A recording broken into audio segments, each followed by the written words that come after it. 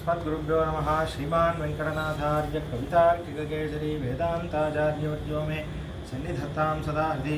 गुरुभ्यस्तद्गुरुभ्यश्च नमो वाकमधीमहे वृणीमहे चतुत्राद्यौ दम्पती जगदाम्पति सुशेषभूतेन मया श्रीहैः सर्वपृच्छदैः दातुं प्रीतमात्मानन्दे स्वयं शुक्लां वरदं विष्णुं श्रीवर्णं चतुर्भुजं प्रसन्नवदनं ध्यायेत् सर्वविघ्नोपशान्तये।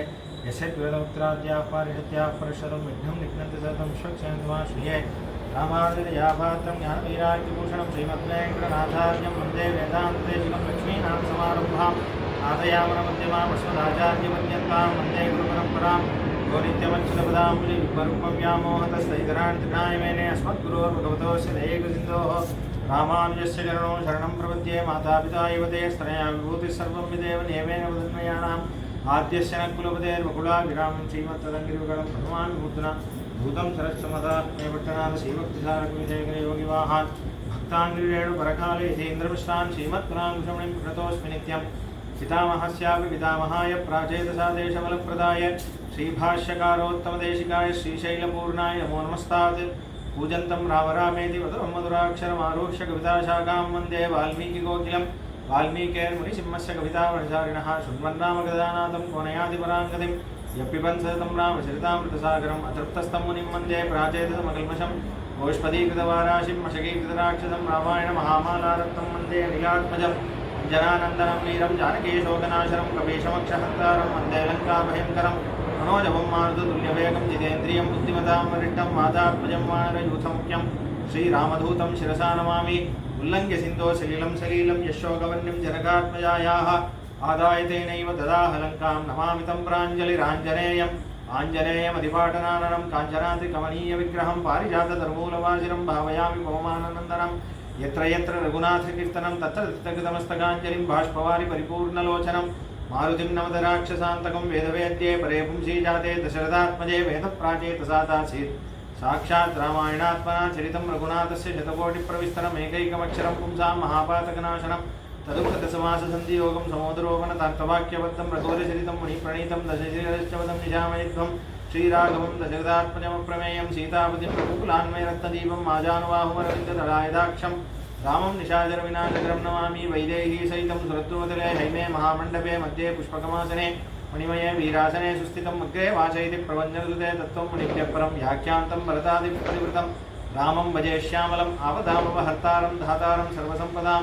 लोकाभिरामं श्रीरामं भूयो भूयो नमाम्यहं। धर्मात्मा सत्यसन्धश्च रामो दाशरथिर्यदि पौरुषे च प्रतिद्वन्द्वश्चरेणं जहि रावणीं तपस्वाध्यायकृतं तपस्वी वाग्विदाम्बरं नारदं परिवपृच्छ वाल्मीकिर्मुनिपुङ्गवं जैत्याश्रितसन्त्रासद्वान्तविद्वंसनोदयः प्रभावान् सीतया देव्या परमव्यो भास्करः सन्तः श्रीरङ्गपुष्पेशरणत्राणशेखराः जयंती पूर्णत्राणपदपङ्कजनयमः कर्पार रामபிரானையல்லால் மற்றும் கற்பரோம் மாமுதலா புல்லரும்பாதி ஒன்றின்றிய நற்பாலையோத்தில் வாழும் சராசரம் முற்றம் நற்பாலுக்கு இத்தனம் நான்முகனார் பெற்ற நாட்களே சியாவதி ராமச்சந்திர கி ஜெய் பவனசுத ஹனுமான் கி ஜெய்। अहमात्मा न देहोऽस्मि विष्णुशेषो अपरिग्रहः तमेव शरणं प्राप्तः कैङ्कर्य चिकीर्षया। పరమాత్మైన శ్రీమన్నారాయణుడి దాసుడైన నేను శరీరం కాదు జీవాత్మని, ఆయన మీదే ఆధారపడి ఉన్నవాడిని అనే సత్యాన్ని గుర్తించి జీవితంలో నేను సాధించగలిగేది ఒక్కటే ఆయనను శరణుకి వచ్చి ఆయన కాళ్ళని పట్టుకొని ఆయనకే కైంకర్యం చేసి ఆనందంగా ఉండి నా జీవితాన్ని గడపడం, ఇదే నా ధర్మం, ఇదే నా స్వరూపం అనేది గుర్తించడం. జన్మాష్టమి తర్వాత ఒక ఏకాదశి మనం వదిలేసాము. జన్మాష్టమి ఉత్సవంలోనే అయిపోయింది ఏకాదశి. అయితే ఈ ఏకాదశి రేపు ద్వాదశి, చాలా ముఖ్యమైన 2 రోజులు. ఈ 12 రోజులు అంటే పాడ్యమ నుంచి ప్రారంభించి రేపు ద్వాదశి, రేపు వరకు పయోవ్రతం అని ఒకటి చేయాలి. శ్రీమద్ భాగవతంలో ఉంది, వైష్ణవులందరూ పయోవ్రతం అని చేయాలి. పాలే తాగాలి, పాలతోనే ఇంట్లో శాలిగ్రామ స్వామికి అభిషేకం చేయాలి, పాలని దానం చేయాలి, పాలు తాగే ఉండాలి, అదే వ్రతం. అన్నం చేసినా కూడా పాలతోనే చేయాలి. అలా ఉండి భగవంతుడిని ధ్యానం చేస్తూ చేస్తూ అలా ఉండాలి. పయోవ్రతం అంటారు. ఎందుకంటే అదితి కశ్యపులు దాన్నే చేసి రేపు ద్వాదశి వామన జయంతి, రేపు వామనుడు అవతరించిన రోజు. అయితే అంటే గొప్ప రోజు రేపు. రేపు కూడా శ్రావణ ద్వాదశి అంటారు. రేపు ఈ ఏకాదశి, రేపు ద్వాదశి, 2 రోజులు ఉపవాసం ఉండాలి. వీలైతే ఉండండి, ఎందుకంటే వామన జయంతి మంచిగా. ఏదైనా ఇక్కడ దగ్గరలో వామన గుడి ఎక్కడ ఉందో తెలియదు, ఉంటే చూసి దర్శించండి. లేకపోతే కృష్ణుడే వామనుడు, బాలకృష్ణుడే వామనుడు అనుకోవాలి. అంటే గతే పురోహితే రామ స్నాతో నియతమానస సహ పత్న్యా విశాలాక్ష నారాయణముపాగమత్ అనే విషయాన్ని చూస్తున్నాం.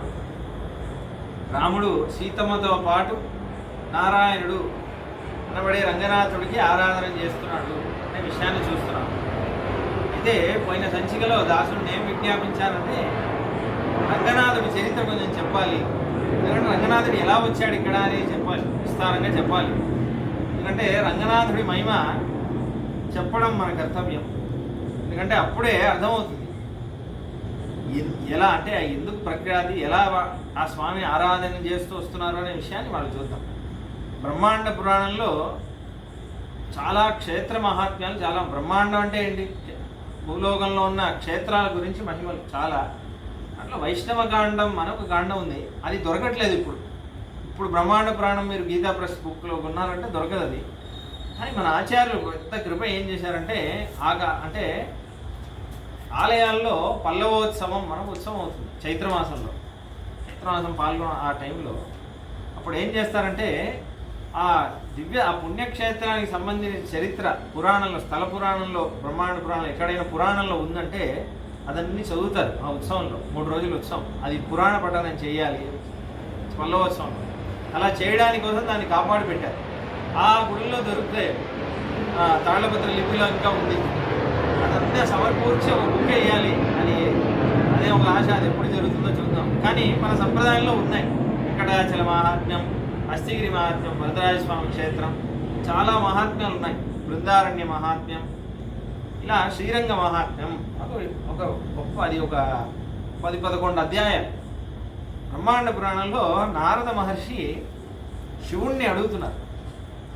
పరమశివుడు ఉపదేశం చేస్తున్నారు, శ్రీరంగ క్షేత్రం గురించి చెప్పండి అంటే పరమశివుడు ఎలా వచ్చింది ఎలా అని ద్వాపరయుగంలో వేదవ్యాస స్వామి వారు రాసిన పురాణం.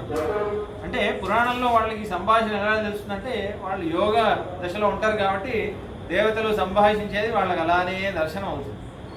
వాళ్ళు పురాణంలో రాసేస్తారు. అయితే చాలా ఆశ్చర్యమైన పురాణం అది. అయితే ఈ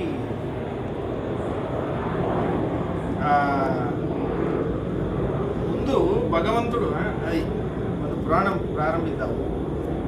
దేవదేవ విరూపాక్ష శృతం సర్వమయాధునా త్రైలోక్యాంతర్గతం వృత్తం త్వన్ముఖాంబోజ నిశ్రుతం కావేర్యాస్తు ప్రసంగేన తస్యాస్తిరే త్వయా పురా ప్రస్తుతం రంగమిత్యుక్తం విష్ణోరాయతం ఆయతనం మహత్ తస్యాహం శ్రోతుమిచ్చామి విస్తరేణ మహేశ్వర.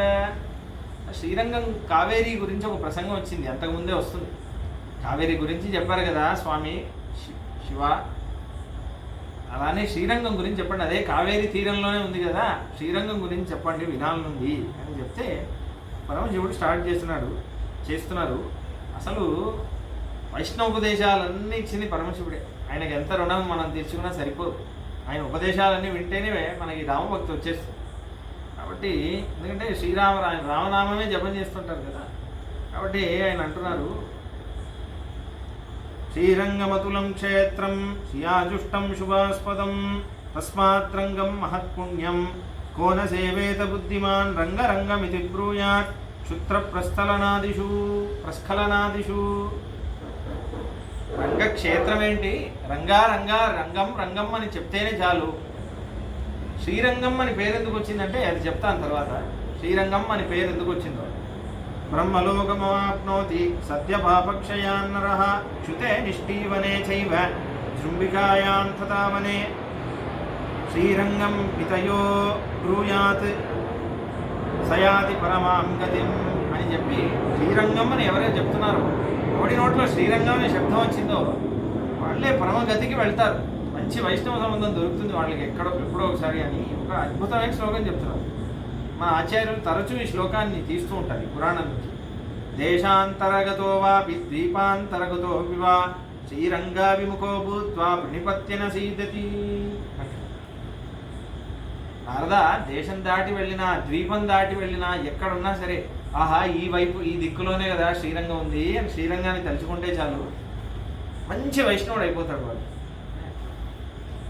శ్రీరంగాభిముఖో భూత్వ ఒక్కసారి శ్రీరంగం ఇటువైపు శ్రీరంగం ఉంది. అందుకే మన సంప్రదాయంలో ఏం చేస్తారంటే ఆడవాళ్ళు సంధ్యోపాసన, ఆడవాళ్ళు మగవాళ్ళు సంధ్యావందనం సంధ్యోపాసన చేయగానే 4 క్షేత్రాలకి నమస్కారం చేయాలి. ఆ దిక్కు వైపు తిరిగి శ్రీరంగమంగళనిధిం కరుణానివాసం శ్రీ వెంకటాద్రి శిఖరాలే కాలమేఘం శ్రీహస్తిశైల శిఖరోజ్వల పారిజాతం శ్రీశం నమామి శిరస యదుశైల దీపం అని 4 దిక్కులు ఆ క్షేత్రం ఎక్కడెక్కడ ఉందో అక్కడ నమస్కారం చేయాలి. ముందు శ్రీరంగం, దాని తర్వాత తిరుమల, దాని తర్వాత కాంచి, దాని తర్వాత మేల్కోటే మైసూర్లో ఈ 4 క్షేత్రాలకి నమస్కారం చేయాలి కంపల్సరీగా. ఇది ఆంజనేయ స్వామి కూడా చూపిస్తారు. ప్రణమ్య శిరసాదేవి సీతాయేతాం దిశాం ప్రతి అని వస్తుంది. సీత మనకి కలిసేది వస్తారు కదా. అయితే కిష్కింధలో రాముడు ఉన్నాడా, రాముడు ఇలా నించుంటే రాముడు ఇక్కడ కూర్చున్నాడు, ఆంజనేయ స్వామి ఇక్కడ ఉన్నారా, అటువైపు తిరిగి రాముడికి కాళ్ళు చూపిస్తే ఆ దిక్కుకి నమస్కారం చేస్తారు. సీతమ్మ గురించి చెప్పే ముందు, ఎందుకంటే ఆ దిక్కులో నా సీతమ్మ ఉంది అని నమస్కారం చేస్తారు. రాముడికి కాళ్ళు చూపించినా పర్లేదు, ముందు ఆ దిక్కుకి నమస్కారం చేయాలి. సీతాయితాం దిశాంపతి అంట, సీత ఈ దిశలో ఉంది అని నమస్కారం చేస్తారు. ఎంత భావన చూడండి. కాబట్టి అది గోదాదేవి కూడా అలానే అంటుంది తిరుపావైలో, మాయనే మన్నే వడమధురై మైందనై వడమధురై, ఉత్తరం వైపు ఉన్న మధుర అంటుంది. మధుర ఉత్తరం వైపు ఉంది కదా, ఉత్తరం వైపు ఉన్న మధుర అంటే ఆ దిక్కుకే నమస్కారం. ఆ దిక్కు చూస్తే నాకు మధుర గుర్తొస్తుంది, ఉత్తరం వైపు చూస్తేనే నాకు కృష్ణుడు గుర్తొస్తుంది, ఆ భావన. కాబట్టి అలా ఆ భావనలో ఎవరుంటారో వాళ్ళు చాలా గొప్ప వైష్ణవులు అని అంటున్నారు. దాని తర్వాత చంద్ర పుష్కరిణీ స్నానం, రంగమందిర దర్శనం, ఏకాదశి ఉపవాసశ్చ తులసీదళ భక్షణం, గీతాపాఠశ్చ నియతః ఏకస్మిన్ యది జన్మని కిం తస్య దుర్లభం లోకే సతు నారాయణ స్మృతః. శ్రీరంగంలో చంద్ర పుష్కరిణి ఉంది, అక్కడ ఒక్కసారి స్నానం, రంగమందిరాన్ని ఒక్కసారి దర్శనం, ఒక్కసారైనా ఏకాదశి ఉపవాసం, ఒక్కసారైనా తులసీదళం నోట్లో వేసుకుంటే వాడి జన్మ ఇంకా ఎట్లాంటి ఇవన్నీ దుర్లభమైనవి, తప్పకుండా వాడు శ్రీమన్నారాయణుడి దగ్గర అవుతాడు. అయితే గీయతే పితృభిర్దీర్ఘ స్వర్లోక క్షయదర్శిభి, వాడు ఒకసారి శ్రీరంగం అంటే పైనుంచి పితృదేవతలు ఆశీర్విస్తారు. మన వంశంలో ఒకడు వచ్చినవాడు శ్రీరంగం అని పలుకుతున్నాడే వాడు మనల్ని ఉద్ధరిస్తాడు అని అంటున్నారు. కావేరీ జలమాప్లుత్య భోజయిత్వా ద్విజోత్తమాన్ దత్వాతు దక్షిణాం స్వల్పాన్ జలాంవాతిల మిశ్రితం. ఆ శ్రీరంగం దగ్గరికి వెళ్ళి కావేరీలో స్నానం చేస్తేనే అంత పుణ్యం. ఇవన్నీ శివుడు అనే మాటలు.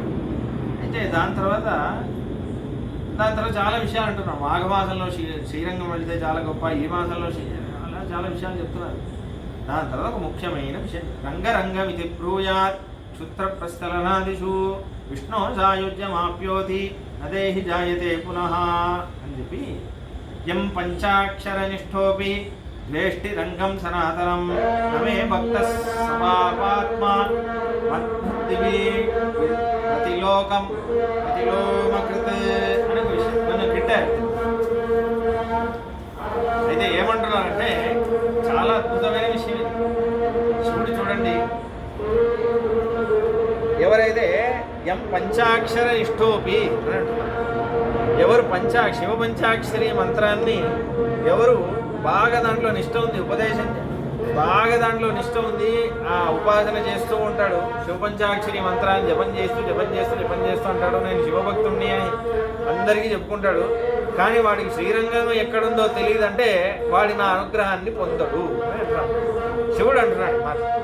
కాబట్టి శ్రీరంగం ఎక్కడుందో తెలియకుండా వాడు శివభక్తుడు అన్నాడంటే నా అనుగ్రహాన్ని వాడు ఎలా పొందుతాడు అని శివుడు అంటాడు. దాని తర్వాత వైష్ణవానాం విశిష్టానాం రంగక్షేత్ర నివాసినాం గాయత్రే శ్రీమతాం వంశే రంగినా సహమోదతే.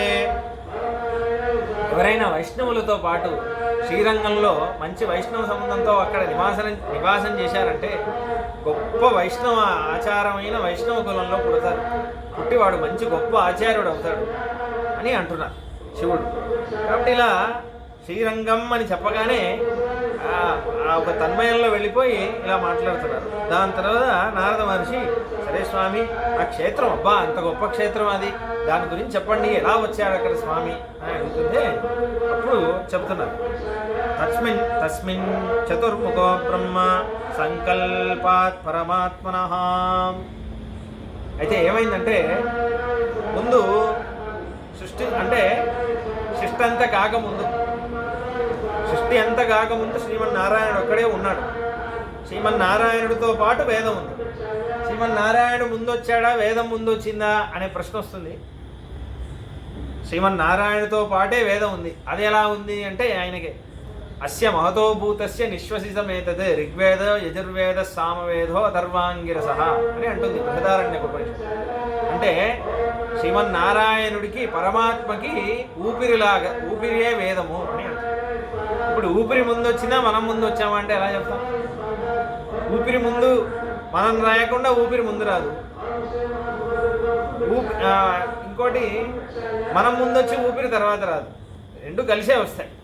అలానే ఆయన స్వయం వ్యక్తంగా ఉన్నాడు. ఆయన ఎక్కడి నుంచి వచ్చాడో మనకి తెలియదు, తెలుసుకోలేము. ఆయన ఉన్నాడు స్వయం వ్యక్తంగా, ఎప్పుడూ ఉంటాడు, ఉండేవాడు అని తెలుసు. వేదం కూడా అట్లాంటిదే, పరమాత్మ లాంటి. అందుకే దాన్ని శబ్ద బ్రహ్మం అన్నారు. వేదాన్నే వేదో నారాయణ సాక్షాత్ అన్నారు. వేదంకి నారాయణుడికి ఇది లేదు, అంటే భేదం లేదు. వేదమే నారాయణుడు, నారాయణుడే వేదం అని అన్నారు. అయితే ఇప్పుడు స్వామి ఏం చేశాడంటే మొట్టమొదటిగా బ్రహ్మని సృష్టించాడు. బ్రహ్మని సృష్టిస్తే దాని తర్వాత ఏమైందంటే బ్రహ్మని సృష్టించి వదిలేశాడు. బ్రహ్మకు ఇప్పుడు కొడుకు, ఆయన ఒంటరిగా ఉన్నాడు, ఏం చేయాలో తెలియట్లేదు.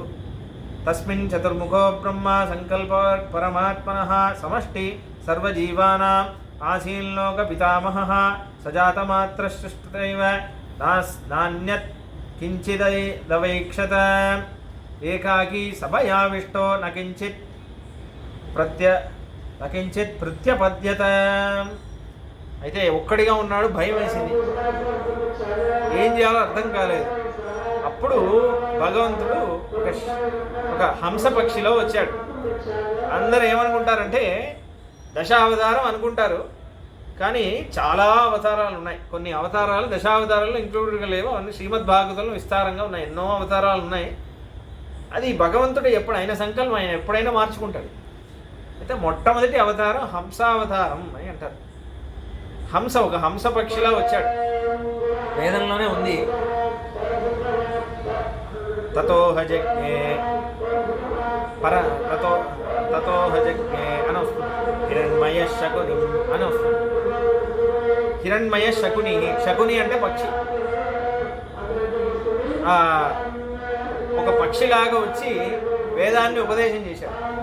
ఇది వేదం, ఈ వేదంలో ఎలా సృష్టి చేయాలో అవన్నీ ఉన్నాయి, నువ్వు చేయాల్సిన పనంతా ఈ వేదంలో ఉంది. వేదాన్ని ఎలా ఉపదేశం చేశాడంటే ఒక్క మంత్రమే ఇచ్చాడు. ఆ మంత్రంలో నువ్వు ధ్యానం చేయి, నీకు వేదం వచ్చేస్తుంది అన్నాడు. ఏ మంత్రం అంటే ప్రణవం మనకు మంత్రం ఉంది. ఆ మంత్రం ఇచ్చాడు. ఆ మంత్రం యందు నువ్వు తపస్సు చేయి, నీకు వచ్చేస్తుంది మొత్తం వేదం అని. అయితే ఆ మంత్రాన్ని పెట్టుకొని వేదాన్ని పొందాడు బ్రహ్మ. ఎన్నో రోజులు తపస్సు చేస్తే ఆ మంత్రమే జపం చేస్తూ ఉంటే వేదాన్ని పొందాడు. అయితే దాని తర్వాత వేదంలోనే ఎలా సృష్టి చేయాలో ఉంటుంది. వేదేన రూపేత్యకరోత్ సదా సతే ప్రజాపతి అని వేదమే అంటుంది. బ్రహ్మ వేదాన్ని చూసే సృష్టి చేస్తాడు. వేదం మాన్యువల్ లాగా, వంట చేసి చూడు అనే బుక్ చూసి వంట చేసినట్టు ఉంటుంది. అలా ఉంటుంది కదా. అలా ఎలా చేస్తాడు అంటే, ఇప్పుడు వేదంలో ఒక విషయంలో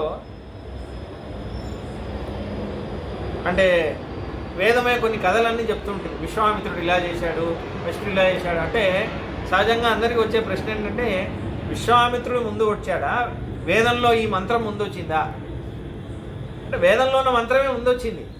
దాంట్లో ఉన్న కథని చూసి ఓహో ఈ కథ జరగాలన్నమాట. ఎందుకంటే వేదం అనేది సత్యం కదా. ఈ కథ జరగాలంటే ముందు విశ్వామిత్రుడు అని నేను ఒకడిని సృష్టించాలి, వాడు ఇలా ప్రవర్తించాలా, నేను చెయ్యాలి అని. దాని తర్వాత బ్రహ్మ అలా సృష్టిస్తాడు.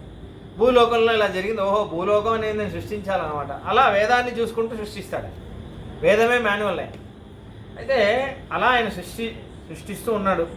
అదే అంటున్నారు. ఏమంటున్నారు ఇక్కడ? అదే విషయం, వేదంలో ఉన్న విషయమే. శకునిం బ్రహ్మనామానం సతు హంసం హిరణ్మయం ఆదిత్యవర్చసం దేవం ప్రేరకం పరమద్భుతం. దాని తర్వాత ఆయనకు ప్రణవం మనకు మంత్రం ఇచ్చారు.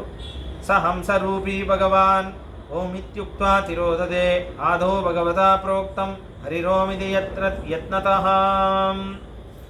అయితే అదే జపం చేస్తున్నాడు ఎన్నో రోజులు. జపం చేసి చేసి చేసి చేసి దాని తర్వాత అన్ని సృష్టి అంతా కొనసాగింది. దాని తర్వాత ఏమైంది, ఒకసారి కొంచెం గర్వం వచ్చింది బ్రహ్మకి. ఆహా నేను ఇలా ఈ శబ్దం ఒకటి చెప్తే సృష్టి అయిపోతుంది, ఒక గర్వం వచ్చింది. గర్వం రాగానే ఏమైందంటే కొంచెం రజోగుణం తమోగుణం వచ్చింది. రాగానే ఏమైంది, వేదం మొత్తం మర్చిపోయాడు.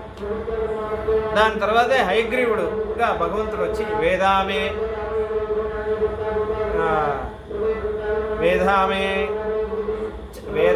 పరమం చక్షు వేదామే బ్రహ్మచోత్తరం అని ఒక శ్లోకం వస్తుంది. ఇది మహాభారతంలో ఉంది.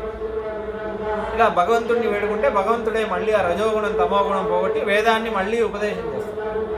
యో బ్రహ్మాణం విదదాతి పూర్వం యో వై వేదాంశ్చ ప్రహిణోతి తస్మై అని వేదం అంటుంది. శ్వేత అశ్వతర ఉపనిషత్తులో బ్రహ్మకి ఎవడు వేదాన్ని ఉపదేశం చేశాడో వాడే పరమాత్మ, వాడి ఎందుకు శరణాగతి చేయి. ముముక్షుర్వై శరణమహం ప్రపద్యే అని శరణాగతి చేయి, వాడి ఎందుకు శరణాగతి చేయి, నీకు ముక్తి వస్తుంది అని అంటుంది వేదం.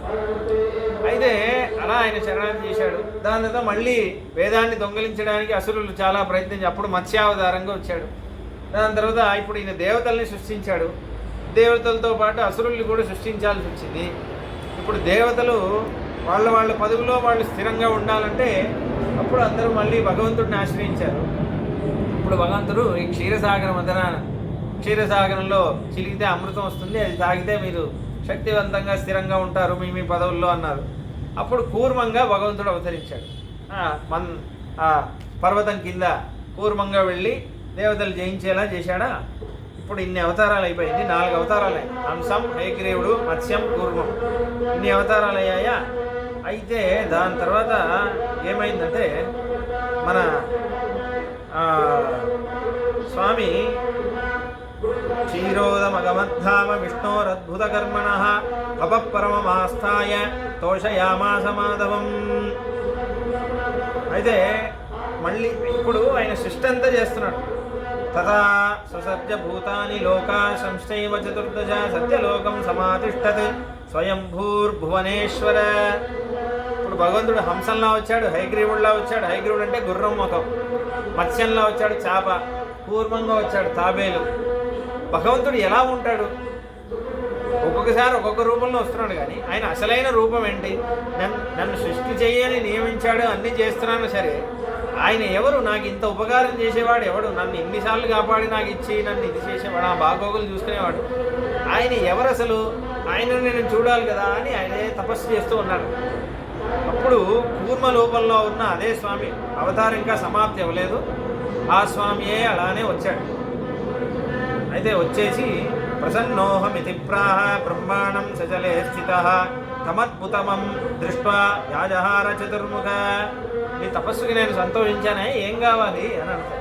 ప్రసన్నో యది మే దేవ స్వం రూపం దర్శయ స్వయే అదృష్టపూర్వం హిమయా పరం రూపం కదాచన మత్స్యకూర్మ విహంగానాం దృష్టపూర్వం నరాశ్రయో ద్రష్టుమిచ్చామి తే రూపం పరమం గుహ్య సనాతనం అన్నారు. స్వామి, నిజంగా నా తపస్సుకు మీరు సంతోషించారంటే మీ నిజమైన రూపాన్ని నాకు చూపించండి. మత్స్యంలా చూశాను, కూర్మంలా చూశాను, హయగ్రీవుడిలా చూశాను, హంసంలా చూశాను. మీ అసలైన రూపం నాకు చూపించండి. మీరు శ్రీవైకుంఠంలో ఎలా ఉంటారో ఆ రూపాన్ని నాకు ఒకసారి దర్శనం చేసేలా నాకు భాగ్యం ఇవ్వండి అని అన్నారు. అయితే అప్పుడు స్వామి రూపమక్రా అప్రాకృతం దివ్యం పరమం వేదవేదితం నశక్యం త్వా దృశైర్ద్రష్టు అవతారం వినావిదే సంకల్పేనైవ సంహర్తుం శక్తోహం అపి వైరిణః. బ్రహ్మాది అప్రాకృతమైన రూపం అది, నువ్వు చూడలేవు. నేను అవతారం ఎత్తి మీకోసం మీ మీద దయతో మీకు నేను కనిపించేలాగా ఒక విచిత్రమైన రూపాల్లో నా సంకల్పం వల్ల నేను విచిత్రమైన రూపాల్లో నేను దర్శనం ఇస్తే తప్ప నువ్వు నన్ను చూడలేవయ్యా. అసలైన స్వరూపం నువ్వు చూడలేవు. సరే, నువ్వు చూడాలి అంటున్నావు కాబట్టి యది మే పరమం రూపం ద్రష్టుమిచ్చసి పద్మజ భూయస్తవ సమాహిష్ట జపన్ మంత్రమిమం మమ అని ఒక మంత్రోపదేశం. నేను ఒక మంత్రాన్ని నీకు ఉపదేశం చేస్తాను, ఆ మంత్రాన్ని నువ్వు జపం చేయి, దానివల్ల తపస్సు వస్తుంది. నీ తపస్సు నిజంగా పెరిగిందంటే, ఎందుకంటే నీ దగ్గర తపస్సు ఉంటేనే, అందరికీ అన్ని ఇవ్వలేం కదా, నీ దగ్గర ఏదైనా ఎలిజిబిలిటీ ఉంటేనే ఇవ్వగలుగుతావు. కాబట్టి నిత్యం ఓంకారపూర్వకం జపన్ అష్టాక్షరం మంత్రం సద్య సిద్ధిమవాప్స్యసి నానేన సదృశో మంత్రో వేదమంత్రేక విద్యతే సారోయం సర్వమంత్రాణం మూలమంత్రస్య కీర్తితః. అష్టాక్షరం మనకు మంత్రం, అష్టాక్షర మంత్రం ఉంది, మొత్తం వేద సారం ఇది. ఈ మంత్రాన్ని నువ్వు ఉపదేశం చేయి, ఈ మంత్రాన్ని నువ్వు జపం చేయి, అప్పుడు నేను నీకు కనిపిస్తాను. అది అష్టాక్షర మంత్రం. మన సంప్రదాయంలో చాలా ముఖ్యమైన మంత్రం అది.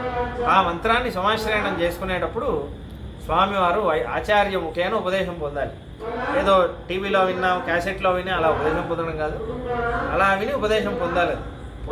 పొందితే అది జపం చేస్తే అన్ని సిద్ధి అవుతుంది, ఏదైనా సిద్ధి అవుతుంది. దాన్ని మన సంప్రదాయంలో తిరుమంత్రం అని అంటారు. తిరుమంత్రం, మూలమంత్రం అని అంటారు. కాబట్టి అయితే బ్రహ్మ ఏం చేశాడు, ఇత్యుక్త్వా అలా దాని తర్వాత ఆనష్టాక్షర తత్వజ్ఞైర్ అత పత్స్వీభిరవ్రతై దుర్దర్శోహం జగద్ధాతః మద్భక్తి విముఖైరపి. నువ్వు ఆ మంత్రం చేసి తపస్సు చేసి నీకు సిద్ధి అయిందంటే నేనే ప్రత్యక్షమవుతాను అని చెప్తాను. దాని తర్వాత ఇత్యుక్త్వాంకర్తతే బ్రహ్మన్ అస్మాకం పశ్యత పితుః దుర్విభాగవ్యతివేదైః కూర్మరూపీ జనార్దనః అంతర్హితే భగవతి బ్రహ్మలోక పితామహాః అష్టాక్షరేణ మంత్రేణ పునస్తేపే మహత్తపః. ముందు భగవంతుడు ప్రణవం మనకు మంత్రం జపం చేశాడు, అది జపం చేస్తే వేదాన్ని పొందాడు. దాని తర్వాత మళ్ళీ తపస్సు చేశాడు, భగవంతుడు కూర్మ రూపంలో వచ్చాడు. ఇప్పుడు మళ్ళీ తపస్సు చేయడానికి వెళ్ళాడు బ్రహ్మరూపంలో, బ్రహ్మలోకానికి. తక్షణాస్తమ దృశ్యంతః వైకుంఠ పురవాసినః అయితే తస్య వర్ష సహస్రాంతే 1000 సంవత్సరాల తపస్సు చేశాడు ఒకే మంత్రం. తప్యమానస్య వేదసః ఆవిరాసీత్ మహద్ధామః శ్రీరంగం క్షీరసాగరాత్. ఇలా జపం చేస్తూ చేస్తూ చేస్తూ చేస్తూ ఉంటే బ్రహ్మ అష్టాక్షరం అంత సిద్ధి అవగానే ఏమైంది, క్షీరసాగరంలో గడగడగడగడగడ అని ఒక సౌండ్ వచ్చింది. అలలు ఇలా కొట్టుకుంటున్నట్టు ఒక సౌండ్. ఏమైంది, మహద్ధామ క్షీరంగం క్షీరసాగరాత్ తక్షణాత్ సమదృశ్యంతః వైకుంఠ పురవాసినః. వైకుంఠంలో నిత్యశూరులు వాళ్ళు సునందనంద ప్రముఖ సనంద సనగాదయః యుష్మత్ తస్మత్ ప్రభృతయో ఏ చ అన్యే సత్యవాదినః దేవగంధర్వ యక్షాశ్చ విషయ సిద్ధచారణాః. అలా ఏమవుతుంది, క్షీరసాగరంలో ఒక ప్రళయం వస్తున్నట్టే ఏదో ఒక శబ్దం, విచిత్రమైన శబ్దం వస్తుంటే అందరూ తరలి వచ్చేశారు. ఋషులు, దేవులు, గంధర్వులు, వైకుంఠంలో నిత్యులు వాళ్ళందరూ వచ్చేశారు. ఉపవాధామ తద్దివ్యం వేదమూర్తిర్విహంగరాట్. ముందు గరుడ స్వామి వచ్చారు. శ్వేతఛత్రం దదర్యాస మౌక్తికం భుజగాధిపః విశ్వక్షేణో వేత్రపాణిః పృష్ఠతహస్తయ దశేవతః అభితశ్చంద్ర సూర్యౌ చ బీజౌ చ చామరద్వయం. ఏదో జరుగుతుంది, స్వామి ఏదో దివ్యమైన లీల చేస్తున్నారని గరుత్మంతుడు, విశ్వక్సేనుడు, సూర్యుడు, చంద్రుడు అందరూ ఒక్కొక్క చామరం పట్టుకొని రెడీగా ఉన్నారు శ్రీ రంగనాథుడు రాగానే. దాని తర్వాత అహమింద్రశ్చ దేవాశ్చ సాధ్యా సిద్ధ సాధకాః తుంబురు సార్ధ గంధర్వాః. గంధర్వులు పాడేస్తున్నారు. తుంబురు అనే ఒక స్వామి, ఆయన వీణ వాయించేస్తున్నారు. అలా అంతా అవుతుందా. జితం మితి శబ్దేన పూరయాం మూసరంబరం మాసురంబరం. జితం జితం జితం అంటే పల్లాండు పలదే జితం జితం, నీకు జయము, జితంతే జితంతే స్వామి జయం జయము అని అందరూ ఇలా వేడుకుంటున్నారు. అక్కడ శ్రీరంగం విమానం. విమానం అంటే ఏంటి, టెంపుల్ మొత్తం కాంప్లెక్స్. టెంపుల్ కాంప్లెక్స్తో పాటు ఇలా బంగారుగా మెరుస్తున్న అప్రాకృతమైన ఒక శరీరంతో, దివ్యమైన శరీరంతో సూర్యకాంతిలా మెరుస్తుంది. అలా క్షీరసాగరం నుంచి ఉద్భవమైంది. రంగనాథుడు లోపల పడుకోని ఉన్నాడు. ఆ స్వామి వచ్చారు. అయితే వచ్చి దేవదుందుభయోర్మర్తైర్ మర్ణ మృత్యుశ్చాం అప్సరోగణాః ముముచః పుష్పవృష్టిశ్చ పుష్కళావర్తకాదిభిః. దాని తర్వాత పప తేజోమయం జగద్వ్యాప్తి శ్రీరంగం ప్రణవాకృతి ఉద్ధాయ సంభ్రమావిష్టో హృష్టపుష్ట ప్రజాపతి. ప్రణవం అనే మంత్రం ఉందే, ఆ మంత్రం యొక్క ఆకారంలో ఈ విమానం ఉంది. ఆ విమానం అలా ఉంది. ఆ విమానం పైన పరవాసుదేవుడు అనొక స్వామి, లోపల రంగనాథుడు, ఇటుపక్క జయ విజయులు అందరు ఇలా ఉన్నారు. అంటే విగ్రహం కాదు, స్వామి ఇలా పడుకున్నట్టు అలా నిజమైన రూపంతో, స్వామి పడుకున్న రూపంతో అలా దర్శనమిస్తున్నాడు. ఇప్పటి వరకు ఎవరూ శ్రీమన్నారాయణని చూడలేదు. బ్రహ్మ యొక్క తపస్సు వల్ల అందరూ చూస్తున్నారు. బద్ధాంజలిపుటో భూత్వా దృష్టవాన్యుతరాయణం ఇంద్రియాణస్య సర్వాణి చారిరార్థాని తక్షణాత్. అందరూ నమస్కారం చేస్తున్నారు. ఉవాచ దర్శయన్ రంగం వేత్రపాణి కృతాంజలి సునందద్దాతరాలోక్యై తత్వం విష్ణోరాయతనం మహత్. ఇలా నమస్కారం చేశారు. శ్రీరంగం స్వామి ఇలా వచ్చారు, ఆ విమానంతో పాటు ఇలా వచ్చారు. వస్తే ఇప్పుడు మన స్వామి ఏం చేశాడు, ఇప్పుడు బ్రహ్మ స్తోత్రం చేస్తున్నాడు. అది మొత్తం ఒక అధ్యాయం. బ్రహ్మ అలా కంటదడి పెట్టుకొని ఆహా ఆహా స్వామి అని స్తుతి. నమో నమస్తే సహస్రమూర్తయే సహస్రపాదాక్షి శిరోరుపాహవే సహస్రనామ్నే శతసప్తతంతో సహస్రకోట్యంద యుగాదివాస జితంతే ముకుంద ప్రణతార్తిహారిం జితంతే జగన్నాథ గోవింద దేవ జితంతే శ్రియకాంత రంగేశ విష్ణు జితంతే హరే వాసుదేవాదిదేవ అనే ఒక స్తుతి. ఒక 30 శ్లోకాలు విస్తారంగా. నమ శ్రీరంగనాథాయ నమ శ్రీరంగశాయినే నమ శ్రీరంగదేవాయ శ్రీనివాసాయ తే నమః పురుషాయ నమస్తుభ్యం అచ్యుతాయ పరాయ చ వాసుదేవాయ శాంతాయ నమ శ్రీరంగశాయినే ఇలా స్తుతి చేస్తున్నారు. అప్పుడు భగవంతుడు ప్రసన్నమై బ్రహ్మతో ఇలా మాట్లాడుతున్నారు. తపసా తవ తుష్టోస్మి స్తోత్రేణ చ విశేషతః. నీ తపస్సు వల్ల నేను చాలా తృప్తి పొందాను, నీ స్తోత్రం వల్ల ఇంకా విశేషంగా. ప్రపంచ సృష్టి మే చిత్యాత్ ప్రీతోహం పూర్వమేతతే అలా చెప్పి దర్శితం మే పరం రూపం తమాస్య తపసఫలం కిమన్యమిచ్చసి బ్రహ్మన్నే తత్సర్వం వృణు సాంప్రతం. నీ తపస్సుకు అడిగినట్టు నేను దర్శనమిచ్చాను బ్రహ్మ, ఇంకేమైనా వరం ఉందా అడగాల, అడుగు, ఇప్పుడే అడుగు, ఇస్తాను, అనుగ్రహిస్తాను అన్నాడు స్వామి. అనుగ్రహించగానే అడగాల్సిన వరమే అడిగారు బ్రహ్మ.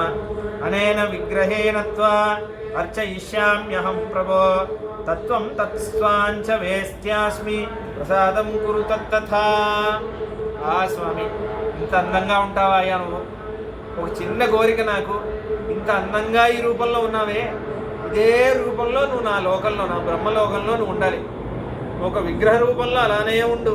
నేను డైలీ నీకు ఆరాధన చేస్తాను, నీకు పూజలు చేస్తాను. ఇంత అందమైన రూపాన్ని నాకు నేను సేవ చేయాలనుంది. నీకు అభిషేకం చేయాలి, నీ కళ్యాణోత్సవం చేయాలి, నీకు అన్ని ఉత్సవాలు నేను చేయాలి. నాకు అలా అనుగ్రహించు. నువ్వు విగ్రహంలో ఇదే రూపంలో నువ్వు నాకు వచ్చేయాలి విగ్రహం, అదే నా కోరిక. అంటే ఇప్పుడు భగవంతుడు నవ్వుతూ అన్నానట, జ్ఞాత్వా తవైవాభిమతం విమానం మేష విగ్రహం దర్శితం తవ దేవేశ నిత్యమత్ర సమర్చయ. నాకు తెలుసు నీ మనసులో ఇదే కోరిక ఉందని బ్రహ్మ. ఇప్పుడు నీకు దర్శనమిచ్చానే, ఇది ఇలానే నేను కూడా శ్రీరంగన ఇలా నేను విగ్రహంగా మారిపోతాను. ఈ విమానంతో పాటు అలానే తీసుకెళ్ళు, బ్రహ్మలోకంలోనే పెట్టుకో, నేను నీ లోకంలోనే వస్తాను, నీతో పాటే ఉంటాను. ఎన్ని రోజులు కావాలంటే అన్ని రోజులు నువ్వు నాకు ఆరాధన చెయ్యి అని అన్నారట స్వామి. అయితే అప్పుడు స్వామి నీకు ఎలా ఆరాధన చేయాలి? నీకు ఆరాధన చేయాలంటే నువ్వే నేర్పియాలి కదా, ఇలా ఆరాధన చేయాలి. నీకు ఏది ఇష్టమో నువ్వు చెప్తేనే కదా తెలుస్తుంది. ఏది ఇష్టమో ఇలా నువ్వు చేయాలి అని నువ్వు చెప్తేనే కదా తెలుస్తుంది. కాబట్టి అది నువ్వు చెప్పాలి అని అడిగారట. అడిగితే అప్పుడు స్వామి పాంచరాత్ర శాస్త్రం ఉపదేశం చేశారు. పాంచరాత్రంలో పాంచరం ముందే చెప్పారు. పాంచరాత్రంలో పౌష్కరం అనొక సంహిత ఉంది. ఆ సంహితలో చెప్పినట్లు నువ్వు నాకు ఆరాధన చేయి, 3 వేళల్లో ఆరాధన చేయి, ఇలా ఉత్సవం చేయి, అలా ఉత్సవం చేయి అన్నీ అన్నారట. అప్పుడు ఏంటంటే తులామాసం రోహిణీ నక్షత్రం రోజు స్వామి బ్రహ్మలోకంలో ప్రవేశించారు. అందుకే తులామాసం అంటే ఇప్పుడు వస్తుంది. ఏం మాసం అంటారు? తులా అంటే కన్యా, ఇప్పుడు కన్యా నెక్స్ట్ మాసమే. అయితే తులా కావేరీ స్నానం అనేది చాలా విశేషం. అది మన ఎక్కడ మన శ్రీరంగం దగ్గర తులా కావేరి అందరూ తమిళనాడులో ఉన్న వాళ్ళందరూ కావేరి స్నానం చేస్తారు. శ్రీరంగంలో ఉత్సవం కూడా చేస్తారు. కాబట్టి ఎందుకంటే ఆ తులామాసంలోనే మొట్టమొదటిగా స్వామి విగ్రహ రూపంలో బ్రహ్మలోకంలో ప్రవేశించాడు. అందుకే రోహిణీ నక్షత్రంలో వచ్చాడట. ఆ రోజే రాగానే ఒక ఉత్సవం చేశాడట బ్రహ్మ. ఆ ఉత్సవానికే పేరు బ్రహ్మోత్సవం. అదే ఇప్పుడు ప్రతి గుడుల్లో చేస్తున్నారు బ్రహ్మోత్సవం. ఎందుకంటే బ్రహ్మ మొట్టమొదటిగా ఉత్సవం చేశాడు శ్రీరంగనాథుడికి, అందుకే బ్రహ్మోత్సవం అని పేరు. అయితే అలా చేసి అలా ఆరాధన చేస్తున్నారు. అయితే ఇప్పుడు ఏమైందంటే ఆశ్చర్యంగా బ్రహ్మకి ఇప్పుడు కొడుకు మనువు అని ఒక కొడుకు ఉన్నాడా, బ్రహ్మ నుంచే కదా వచ్చాడు. ఆ మనువు ఇలా నాన్నగారు ఇలా ఆరాధన చేస్తున్నారని చూడగానే వైవస్వత మనువు అని పేరు ఆయనకి. ఆ వైవస్వతను చూశారు. బ్రహ్మలోకంలో వెళ్తుంటే అలా నాన్న ఆరాధన చేస్తున్నారు కదా. అయితే ఆయన ఇప్పుడు తపస్సు చేసి బ్రహ్మలోకంలో నాన్నతో పాటు నాన్న ఆరాధన చేస్తుంటే నేను సేవ చేయాలి, బ్రహ్మగారు ఆరాధన చేస్తుంటే నేను ఆయనకి సేవ చేయాలి అని చెప్పి ఆయన బ్రహ్మలోకం పొంది ఆ బ్రహ్మలోకంలో శ్రీరంగనాథుడికి సేవ చేస్తూ ఆయన ఉండిపోయారు. ఇప్పుడు మనువు అక్కడ వెళ్ళిపోయారు. దాని తర్వాత మనువు కొడుకు ఇప్పుడు ఇక్ష్వాకు. అంటే ఇప్పుడు మనువుకి ఒక వరం ఇచ్చాడు బ్రహ్మ. ఏం వరం అంటే, ఇంత మంచి వైష్ణవుడు కాబట్టి నీ వంశంలో మంచి వైష్ణవులే పుడతారు, ప్రత్యేకించి నీ కొడుకు గొప్ప వైష్ణవుడిగా ఉంటాడు అని చెప్పారు. చెప్తే దాని తర్వాత స్వామి అక్కడ ఏమైందంటే, ఇప్పుడు ఆ ఇక్ష్వాకు ఎలా ఆరాధన చేశాడు, ఇక్ష్వాకు వల్లే కదా భూలోకానికి వచ్చాడు, ఆ కథ చెప్పండి అని నారద మహర్షి అడుగుతున్నాడు. 7వ అధ్యాయం. అక్కడ వారాహస్యతు కల్పస్య మనోర్వైవస్వతస్య చతుర్యుగే తు ప్రథమే మనుపుత్రో మహాయశాః ఇక్ష్వాకుర్నామ నృపతిః అయోధ్యా నగరాధిపః మహాభాగవతో బ్రహ్మన్ పంచకాలపరాయణః వేద వేదాంత తత్వజ్ఞో నీతిశాస్త్ర విశారదః పితురాప్త ధనుర్విద్యో భగవద్ధర్మ కోవిదః వశిష్ఠస్య మునిశిష్యో యజ్వాదండధర ప్రభుః యద్ధేషు జితకాశీ చ తస్యేయమ భవన్మతిః విషయాసక్త చిత్తానాం మోహ వ్యాకులితాత్మనాం శ్రేయోభిముఖమాయాతి నకదాచన మానసం. ఆయన గొప్పతనం అంతా మీకే అర్థమే, సులభమైన సంస్కృతమే, చాలా గొప్ప భాగవతుడు. సడన్గా ఒకరోజు ఆయనకు దుఃఖం. సేమ్ దశరథ మహర్షి గురించి వాల్మీకి మహర్షి ఇంట్రొడక్షన్ ఇచ్చినట్టే ఉంది. అన్నీ ఉన్నాయి కానీ ఒక దుఃఖం. అలా ఆయనకు కూడా ఒక దుఃఖం. ఏం దుఃఖం అంటే, శ్రాద్ధదేవ పితాస్మాకం వివస్వాంశ పితామహాః బ్రహ్మలోకమితో గత్వా తత్రారాధ్య జనార్దనం అవాపతుర్భోగమోక్ష వన్యే చ బ్రహ్మవాదినః తథా గంతుమస్మాభిః శక్యో లోకः సనాతనः కిముతాస్మదపద్యాదైః కిం పునః ప్రాకృతార్జనైః మత్కృతే సకలో లోకో యదా ముక్తిం ప్రయాస్యతి తథా కథం కరిష్యామి పూజయిష్యే కథం హరిం అనయా చింతయా పృచ్యత్ సద్గురుం బ్రహ్మణస్తుతం. వశిష్ఠ మహర్షి దగ్గర వెళ్ళి ఒకరోజు అన్నానట, గురువుగారు, బ్రహ్మగారు మా వంశానికి ఆయనే మూలం, బ్రహ్మ ఆయన తపస్సు చేశారు, శ్రీరంగనాథుడు వచ్చాడట. దాని తర్వాత మా నాన్నగారు మనువు గారు, వైవస్వత మనువు గారు వెళ్ళిపోయారు, ఆయన తపస్సు చేశారు, వెళ్ళిపోయారు.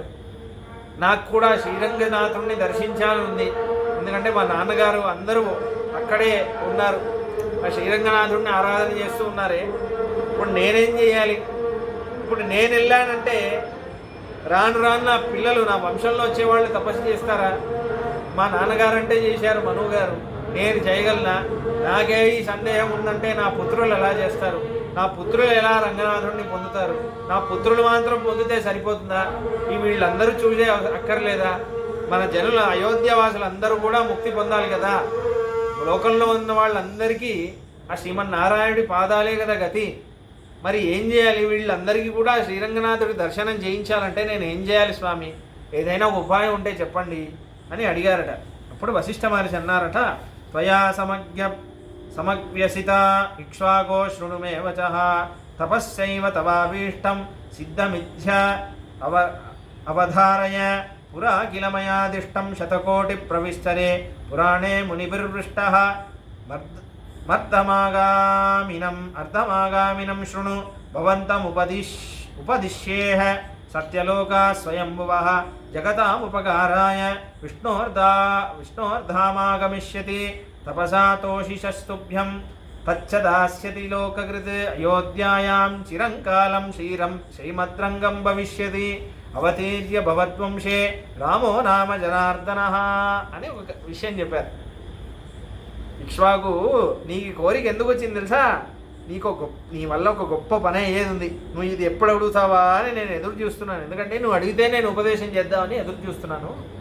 నీకు అష్టాక్షరం అని ఒక మంత్రం చెప్తాను, ఇదే మంత్రాన్ని జపం చేసే మీ నాన్నగారు మనువు గారు, దాని తర్వాత బ్రహ్మగారు అదే శ్రీరంగనాథుడు సాక్షాత్కారం పొందారు.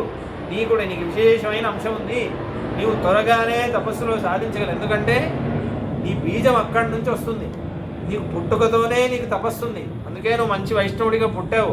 కాబట్టి నువ్వు తొందరగానే నువ్వు తపస్సు చెయ్యి, చేస్తే అష్టాక్షర జపం చెయ్యి. శ్రీరంగనాథుడు నీకు ఎంత శక్తి ఉందంటే శ్రీరంగనాథుడిని ఇక్కడ నువ్వు తీసుకురాగలవు. నువ్వు బ్రహ్మలోకం వెళ్ళే అవసరం లేదు, నీ వంశస్థులు వెళ్ళే అవసరం లేదు, అయోధ్య వాళ్ళు వెళ్ళే అవసరం లేదు. నీ తపస్సుకు మెచ్చి ఆ శ్రీరంగనాథుడే అయోధ్యకు వస్తాడయ్యా, అయోధ్యలో ఉంటాడు. దాని తర్వాత నీ వంశంలో రాముడు అని ఒకడు పుడతాడు, సాక్షాత్ నారాయణుడే, ఆయనే రాముడిలో పుట్టి దాని తర్వాత అయోధ్య నుంచి ఆయన కావేరి అని ఒక నది ఉంది, ఆ నది దగ్గర ఆయన వెళ్తాడు శ్రీరంగనాథుడు. కాబట్టి నీ వల్లే గొప్ప కార్యం అవ్వాల్సి ఉంది. భూలోకంలో అందరికీ ఆ స్వామి యొక్క అనుగ్రహం పొందాలంటే నువ్వే కారణం, దానికి నీ తపస్సు కారణం కాబోతుందయ్యా. చరిత్రలో అందరూ నీ గురించే చెప్పుకుంటారు. కాబట్టి నువ్వు ఇప్పుడు తపస్సు చేయి అనగానే ఆ మంత్రం ఉపదేశం పొందిన ఇక్ష్వాకు వశిష్ఠ మహర్షి ఆశ్రమంలోనే జపం చేశాడు.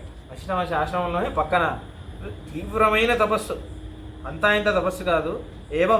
ఏవ ముక్తస్థు ఋషినా మహిష్యో సహ మానవ తదాశ్రమే తపస్తేపే తన్మనాదాస్య మానసః గ్రీష్మే పంచాగ్ని మధ్యస్య శిశిరే జలగోచర. పంచాగ్ని తపస్సు అని ఒకటి చాలా ఘోరమైన తపస్సు అది చేశాడంట, ఎన్నో సంవత్సరాలు చేశాడు. అయితే దేవతలందరూ భంగం చేయడానికి ఎన్నో విధమైన శతవిధాల ప్రయత్నం చేశారు. మన్మధుడు, అప్సరలు అన్నీ చిన్న చిన్న బట్టలు వేసుకొని వచ్చి అలా ఆయన ముందు నాట్యం చేసి, ఎందుకంటే ఆ తపస్సు భగ్నం చేయాలి. అయితే చిలకల్లాగా గోరింకల్లాగా విచిత్రమైన మన అందరం ఇప్పుడు భగవంతుడు ధ్యానం చేయాలని పొద్దున కూర్చున్నాం అనుకోండి, ఈ పక్షుల సౌండ్లన్నీ వస్తుంది. ఆ పక్షుల సౌండ్లన్నీ మధురంగా ఉన్నా భగవద్ధ్యానానికి అది విరోధిగా ఉంది కదా. ఎప్పుడు మనకి అందమైన శబ్దంతో మధురమైన శబ్దంతోనే మాయ ఆకట్టుకుంటుంది, అదే విషయం. కాబట్టి అలా ఎన్నో విధాలుగా ప్రయత్నించారు, నాట్యం చేశారు, చాలా మృదువైన ఆడవాళ్ళు వాళ్ళ గొంతుతో మాట్లాడారు, అలా ఇలా చేశారు, అన్నీ చేశారా. తపస్సు చేశాడు చాలా ఏళ్ళు. వాళ్ళు కూడా నాట్యం చేస్తున్నారు. వాళ్ళ శబ్దానికి ఒకసారి కళ్ళు తెరిచాగానే అమ్మాయి తపస్సు భగ్నం అయిపోయింది అనుకున్నారట వీళ్ళు. కానీ ఆయన ఏ స్థితికి వెళ్ళిపోయాడంటే ఇక్ష్వాకు ఆడవాళ్ళు కనిపిస్తే మహాలక్ష్మిలా చూస్తున్నాడు, మగవాళ్ళు కనిపిస్తే నారాయణులా చూస్తున్నాడు. శ్రీమన్నారాయణ మహాలక్ష్మి అందరికీ అర్ఘ్యపాద్యం ఆచరణ అన్నీ చేస్తున్నాడు, అభిషేకం అన్నీ చేస్తున్నాడు. వాళ్ళు సిగ్గుతో తలదించుకొని వెళ్ళిపోయి వాళ్ళే అన్నారు, మన్మధుడు అన్నాడట, అయ్యా ఆ తపస్సుని నువ్వు ఇలా చూసా, మేము నీ తపస్సుని భగ్నం చేద్దాం అనుకుంటే నీకు ఎక్కడ చూసినా శ్రీమన్నారాయణుడే కనిపిస్తున్నాడా, ఎక్కడ చూసినా మహాలక్ష్మే కనిపిస్తుందా, ఆ స్థాయికి వెళ్ళిపోయాను. కాబట్టి ఇంకా నీ తపస్సు వల్ల మేము చాలా సంతోషించాం, వెంటనే వెళ్ళి మేము ఇంద్రుడికి చెప్తాం, ఇంద్రుడు వెంటనే బ్రహ్మకి వెళ్ళి చెప్పేటట్టు మేము చూస్తాం అని చెప్పారట. అప్పటికి ఒక కల్పకాలం అయిపోయింది. కల్పకాలం అంటే ఒక శ్వేతవరాహ కల్పే అని అంటున్నాం. ఇప్పుడు కల్పం అంటే 100 years ఆఫ్ బ్రహ్మ. ఒక కల్పం ఒక కల్పం అంటే ఎన్నో మహాయుగాలు చతుర్యుగాలు అయితే ఒక కల్పం.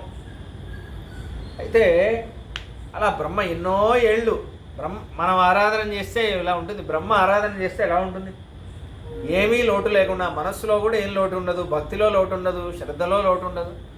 అటువంటి ఆరాధన పొందుతున్నాడు స్వామి బ్రహ్మలోకంలో. పొందుతుంటే ఇలా ఇంద్రుడు వెళ్ళి బ్రహ్మ దగ్గర చెప్పారట, స్వామి ఇలా శ్రీరంగన మీ గుడిలో విమానం ఉంది, ఆ శ్రీమన్నారాయణుడి విమానం, ఆ విమానంతో పాటు అది భూలోకంలో వెళ్ళాలని ఒకడు ఇక్ష్వాకుని మీ వంశస్థుడు తపస్సు చేస్తున్నాడు, మరి చాలా ఘోరంగా తపస్సు చేస్తున్నాడు, మీకు ఇవ్వడం కంటే వేరే మార్గం లేదు, మీకు దగ్గర చెప్పాలని వచ్చాము, ఏం చేద్దామంటారు అని అన్నారు. అయితే ఈయనకి ఇష్టం లేదు ఇప్పుడు వెళ్ళాను, కానీ భగవత్ సంకల్పం ఏంటో తెలియదు కదా. ఆయన అన్నదామని వెళ్ళేలోపు భగవంతుడి నుంచి విడిపోవాలి అంటేనే బ్రహ్మకి కంటతడి వచ్చేసింది. అప్పుడు భగవంతుడు అన్నాడట, బ్రహ్మన్నహం ప్రసన్నోస్మి తవత్వం తవత్వామీషిది తవత్వం ఆవిషీద మయా సంకల్పితం పూర్వం పురాణార్థమిమం శృణు. నేను ముందే సంకల్పించుకున్నాను బ్రహ్మ, విను. త్వయార్చితోహమధునా శ్రీరంగే ధామ్ని మానద అయోధ్యాం గంతుమిచ్చామి రఘుభి పరిపాలితాం తే మాం తత్రార్చమిష్యంతి చతుర్యుగ చతుష్టయం తతః పరం ప్రయాస్యామి కావేరీం చోళపాలితాం చంద్రపుష్కరిణీ తీరే శయుష్యేహం చతుర్ముఖ. కాబట్టి నేను ముందే సంకల్పించుకున్నాను, అయోధ్య వెళ్ళాలి. అయోధ్యలో కొన్ని రోజులు, ఎన్నో యుగాలు, కొన్ని యుగాలు ఇక్ష్వాకు నుంచి ప్రారంభించి చాలా యుగాలు అయోధ్యలో ఉండి అక్కడ నుంచి నేను కావేరి అనే ఒక నది దగ్గర వెళ్ళి ఉండాలి అని నేను అప్పుడే సంకల్పించుకున్నానయ్యా. నువ్వేం బాధపడకు, నువ్వేమి నేను నీ దగ్గర నుంచి విడిపోతున్నాను బాధపడకు, నువ్వు మళ్ళీ నన్ను ఆరాధన చేయగలవు, నేను నీకు మళ్ళీ అనుగ్రహం చేస్తానులే, కానీ ఇప్పుడైతే పంపించానగానే. దాని తర్వాత స్వామి సంకల్పం చెప్పగానే ఏమైంది, మన ఈయన గరుత్మంతుడు వచ్చి ఇత్యుక్తో హరిణా బ్రహ్మన్ శ్రీరంగం ధామ వైష్ణవం తార్క్షమూర్తిని సమారోహ్య హంసమారుహ్య చన్మయం యయో తపోవనం తస్య యత్ర రాజా వ్యవస్థితః తేనాతి ప్రీతమనసా సత్కృత కమలాసనః తస్మై ప్రాధాన్యమద్దామ శ్రీరంగం ప్రణవాకృతి. ఇలా ఆయన శ్రీరంగం ఇక్ష్వాకు తపస్సు చేస్తున్నాడా, బ్రహ్మ హంసవాహనంలో గరుడ వాహనంలో మొత్తం శ్రీరంగం విమానం అలా కిందికి వచ్చిందట. వస్తే మహర్షులందరూ సమకూరారు వశిష్ఠ మహర్షి ఆశ్రమంలో. ముందు దిగడం వశిష్ఠ మహర్షి ఆశ్రమంలోనే దిగారు శ్రీరంగనాథుడు. వశిష్ఠ మహర్షి ఆశ్రమాన్ని ఎంత మొక్కినా సరిపోదు కదా. కాబట్టి ఇక్ష్వాకు ఎలా ఉంటుంది, శ్రీరంగనాథుడే ముందు వచ్చాడంటే ఎలా ఉంటుంది. అటువంటి ఆశ్చర్యమైన ఆ విమానాన్ని తీసుకొచ్చి అయోధ్యలో ప్రతిష్ఠ చేశారు. అదే అయోధ్య, అదే శ్రీమన్నారాయణుడు ఇప్పుడు రాముడు పూజ చేస్తాడు. దాని తర్వాత ఆయన శ్రీరంగంలో ఎలా వచ్చాడు ఆ ఘట్టం కూడా చెప్పేద్దాం. అయితే ఏమైందంటే ఫల్గుణే మాసి దేవస్య నక్షత్రే భగవతైవతే ఉత్సవావభృతం చక్రే పుత్రపౌత్రే సమన్వితః. ఫాల్గుణ మాసంలో మన స్వామి ఈయన ఇక్ష్వాకు ఉత్సవం చేశాడు. పాల్గొన మాసంలో వచ్చాడట. అందుకే తులామాసం పాల్గొన మాసం. తులామాసంలో ఒక బ్రహ్మోత్సవం ఉంటుంది, మళ్ళీ ఇప్పుడు కూడా చేస్తారు, పంగుని బ్రహ్మోత్సవం అని అంటారు. ఆ పాల్గొన మాసంలో బ్రహ్మోత్సవం చేశాడట ఇక్ష్వాకు. ఎన్నో ఏళ్ళు చేశాడు. చేసి చేసి చేసి చేసి ఏమైంది, దాని తర్వాత అక్కడ ఇక్ష్వాకునా తపస్సవ్యా లబ్ధం శ్రీరంగముత్తమం తత్ప్రభావాదీయం తేషాం విభూతిర్ విశ్రుతాభువి. అయితే దాని తర్వాత ఇక్ష్వాకు తర్వాత అయోధ్యలో వచ్చిన మహారాజులందరూ ఆరాధన చేస్తున్నారు. అందరూ ఆరాధన చేస్తే దాని తర్వాత ఏమైంది, దశరథుడు పుత్రకామేష్టి యాగం చేస్తున్నప్పుడు అందరు మహారాజులందరినీ పిలిచాడా. అప్పుడు దక్షిణ భారతంలో చోళ రాజ్యం ఉంది. చోళులు కూడా సూర్యవంశస్థులే, వాళ్ళే అక్కడ చోళ రాజ్యం అని ఉన్నారు. అక్కడ ధర్మవర్ముడు అనకు మహారాజా చోళ దేశంలో, ఆయనే అక్కడ ఏలుతున్నాడు దక్షిణ భారతంలో. ఆయన కూడా వచ్చేసి అప్పుడు శ్రీరంగనాథుడిని చూశాడట. చూస్తే ఆహా, నా రాజ్యంలో జనులందరూ కష్టపడుతున్నారే, ఈ స్వామి శ్రీమన్నారాయణుడు కనుక, అంటే ఈ పురాణంలో శ్రీరంగం అంటున్నారు, కానీ అప్పటికీ ఆయన పేరు శ్రీరంగనాథుడు కాదు, నారాయణుడే. ఆ క్షేత్రం వల్ల ఆయన పేరు ఆ క్షేత్రం పేరు శ్రీరంగం. ఇప్పుడు శివుడు ఎందుకు అలా చెప్తున్నాడంటే ఆ శ్రీరంగంలో ఉన్న స్వామి గురించి చెప్పాలి అన్నారు కాబట్టి అలా చెబుతున్నారు, అంతేగాని ఎందుకు ఆ పేరు వచ్చింది తర్వాత చెప్తాను. అయితే ఇప్పుడు ఈ ధర్మవర్ముడు పుత్రకామేష్టి యాగం అంతా అయిపోయిందా, అయిపోయాక మళ్ళీ చోళ దేశానికి వెళ్ళాడా. అక్కడ తపస్సు చేయడం మొదలుపెట్టాడు. ఈ స్వామి నా రాజ్యానికి రావాలి, నా రాజ్యానికి రావాలి, నా రాజ్యానికి రావాలి అని తపస్సు చేయడం మొదలుపెట్టాడు. చేస్తూ ఉంటే ఏమైంది,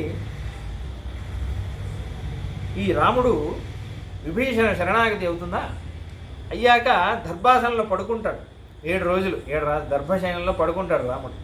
తిరుపులాని అనే క్షేత్రం, అక్కడ రాముడు శయనరాముడే, ఇంకా వెళ్తే చూడొచ్చు, అందంగా ఉంటాడు రాముడు, పడుకొని ఉంటాడు. అయితే యుద్ధకాండలో ఒక వర్ణన వస్తుంది, ఒక సర్గ మొత్తం. రాముడు ఇలా పడుకుంటూ ఉంటే ఆశ్చర్యంగా విభీషణుడు చూస్తూ ఉంటాడు.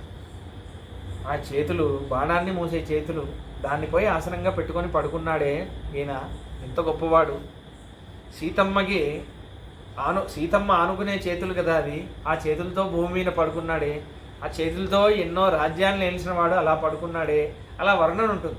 ఆ పడుకున్న రూపం మీద చాలా, ఆ 7 రోజులు పడుకుంటాడా, కళ్ళార్పకుండా చూస్తాడు విభీషణుడు. ఆ వర్ణన వస్తుంది, రామాయణంలోనే వస్తుంది. అయితే భగవంతుడు ఇప్పుడు రాముడు ఏం ఆలోచిస్తాడు అంటే, ఈయనకి నేను పడుకున్న రూపం మీదే కదా అంత అనురక్తి ఉంది, కాబట్టి నా పడుకున్న రూపం రంగనాథుడే, కాబట్టి నేను ఈయనతో ఉండడం కంటే ఈయనకి ఇస్తేనే ఈయన సంతోషిస్తాడు.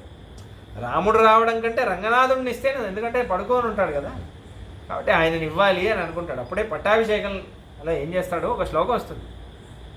లబ్ధ్వా కులధనం రాజన్ రంకాం ప్రాయాద్ విభీషణ అని వస్తుంది ఒక శ్లోకం. అందరికీ ఒక్కొక్క గిఫ్ట్ ఇస్తాడు. సుగ్రీవుడికి ఒక గిఫ్ట్, సుగ్రీవుడికి సుగ్రీవ్ కిలా అనే అక్కడ ఒక ప్యాలెస్ ఉంటుంది, రాముడి బాలభవనం, అది గిఫ్ట్ ఇచ్చేస్తాడు. నువ్వు ఎప్పుడు అయోధ్యకు వచ్చినా ఇక్కడే ఉండు అని. ఆ సుగ్రీవ్ కిలా గుడే మన గుడి, ఇప్పుడు వేదాంత సంప్రదాయం గుడి, అక్కడ రాముడు ఉంటాడు, సుగ్రీవుడు ఎదురుగా ఇలా నమస్కరిస్తూ ఉంటాడు, మన గుడే అది. అయితే ఇప్పుడు ఈ విభీషణుడికి లబ్ధ్వా కులధన ఆ రంగనాథుడినే ఇచ్చేస్తాడు విమానంతో పాటు, ఎందుకంటే ఆయనకి దాని మీదే కదా వ్యామోహం, ఇచ్చాడు. అది రామాయణంలోనే వస్తుంది. అయితే ఇప్పుడు ఏమవుతుంది, ఆయన పుష్పక విమానం కూడా ఇచ్చేస్తాడు.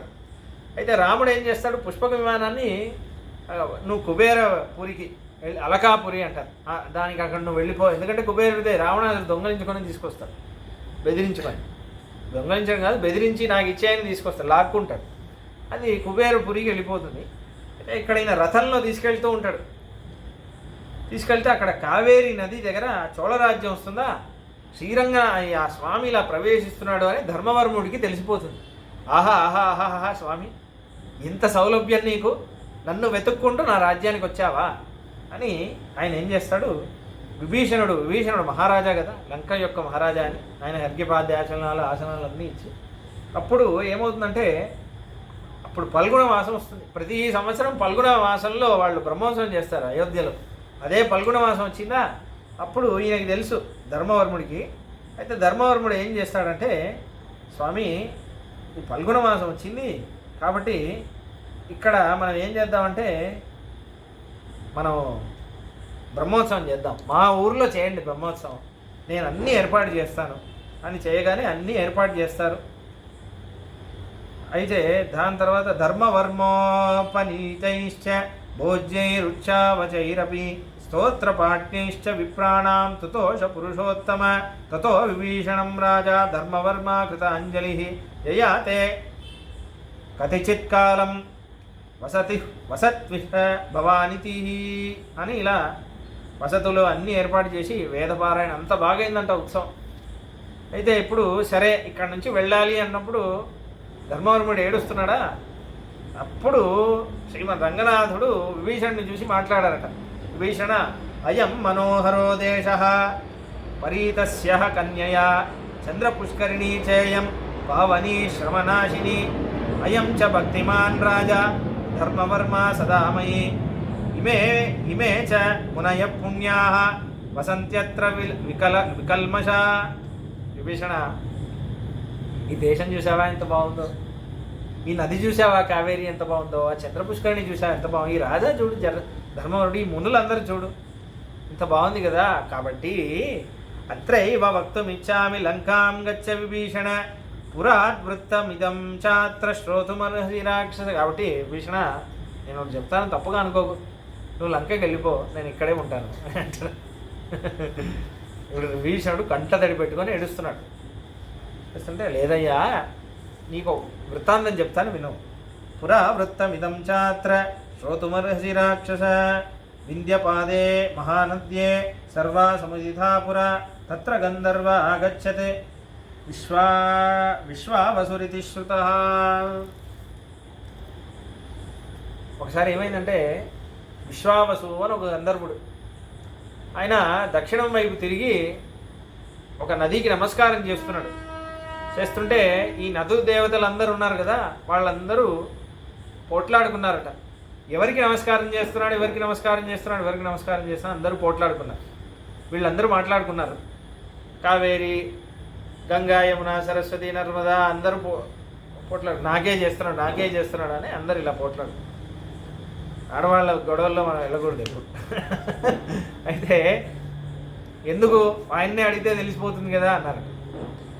ఇప్పుడు ఆయన ఏం చేశాడు, మీలో శ్రేష్ఠురాలు ఎవడో వాళ్ళనే నేను నమస్కారం చేశాను అనేసాడు. ఇంకా గొడవ పెంచేలాగా విషయం చెప్పేశాడు. నేనే శ్రేష్ఠురాలు. ఇప్పుడు కావేరి ఏమనింది, దక్షిణం వైపు నమస్కారం చేశాడు, నన్నే నమస్కారం చేశాడు అని చెప్పారు. అయితే వేరే నదులందరూ ఏమన్నారు, కాదు శ్రేష్ఠురాలు ఆయనకే చేశానన్నారు.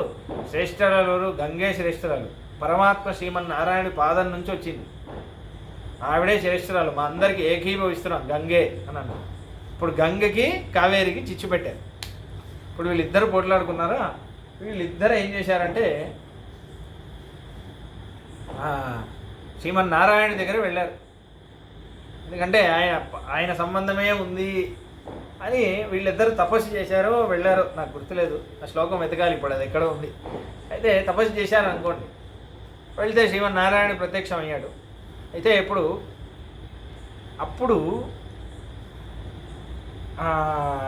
కావేరి దగ్గర స్వామి చెప్పాడట, ఏం బాధపడకు, ఎన్నో క్షేత్రాల రూపంలో నేను నీ దగ్గర నీ తీర్థం దగ్గరే నేను వాసంగా ఉంటాను. ఎన్నో క్షేత్రాలు, శ్రీరంగం ఒకటే కాదు, ఎన్నో. ఇప్పుడు తమిళనాడులో అన్ని దివ్యదేశాలు అన్ని కావేరి దగ్గరే ఉంటాయి. ఆ క్షేత్రం ఈ క్షేత్రం అది ఇది అని. కాబట్టి నీకు దానివల్ల గంగకి ఎంత పునీతత్వం ఉందో నీకు కూడా అంత గంగకి సమానమైనటువంటి ఒక ఉన్నతమైన స్థితిని నేను కలిగిస్తాను. అందుకే మన సంప్రదాయం కావేరి, అందుకే కావేరిని మనం ఉన్నతంగా చెప్తూ ఉంటాం. అదొకటి ఇలా ఉంటుంది కదా, అభిషేకం చేసేటప్పుడు పోస్తారా, ఇలా ఉంటుంది, దాన్ని తిరుక్కావేరి అంటారు మన సంప్రదాయం. తిరువారాధనానికి ఆ చెంబు కూడా ఉంది కదా, కింద చెంబు నుంచి నీళ్లు పోసా, చెంబుని తిరుక్కావేరి అంటారు. ఎందుకంటే అది బావి నీళ్ళైనా బోరు నీళ్ళైనా అది కావేరీ జలం అన్నట్టే మన భావన.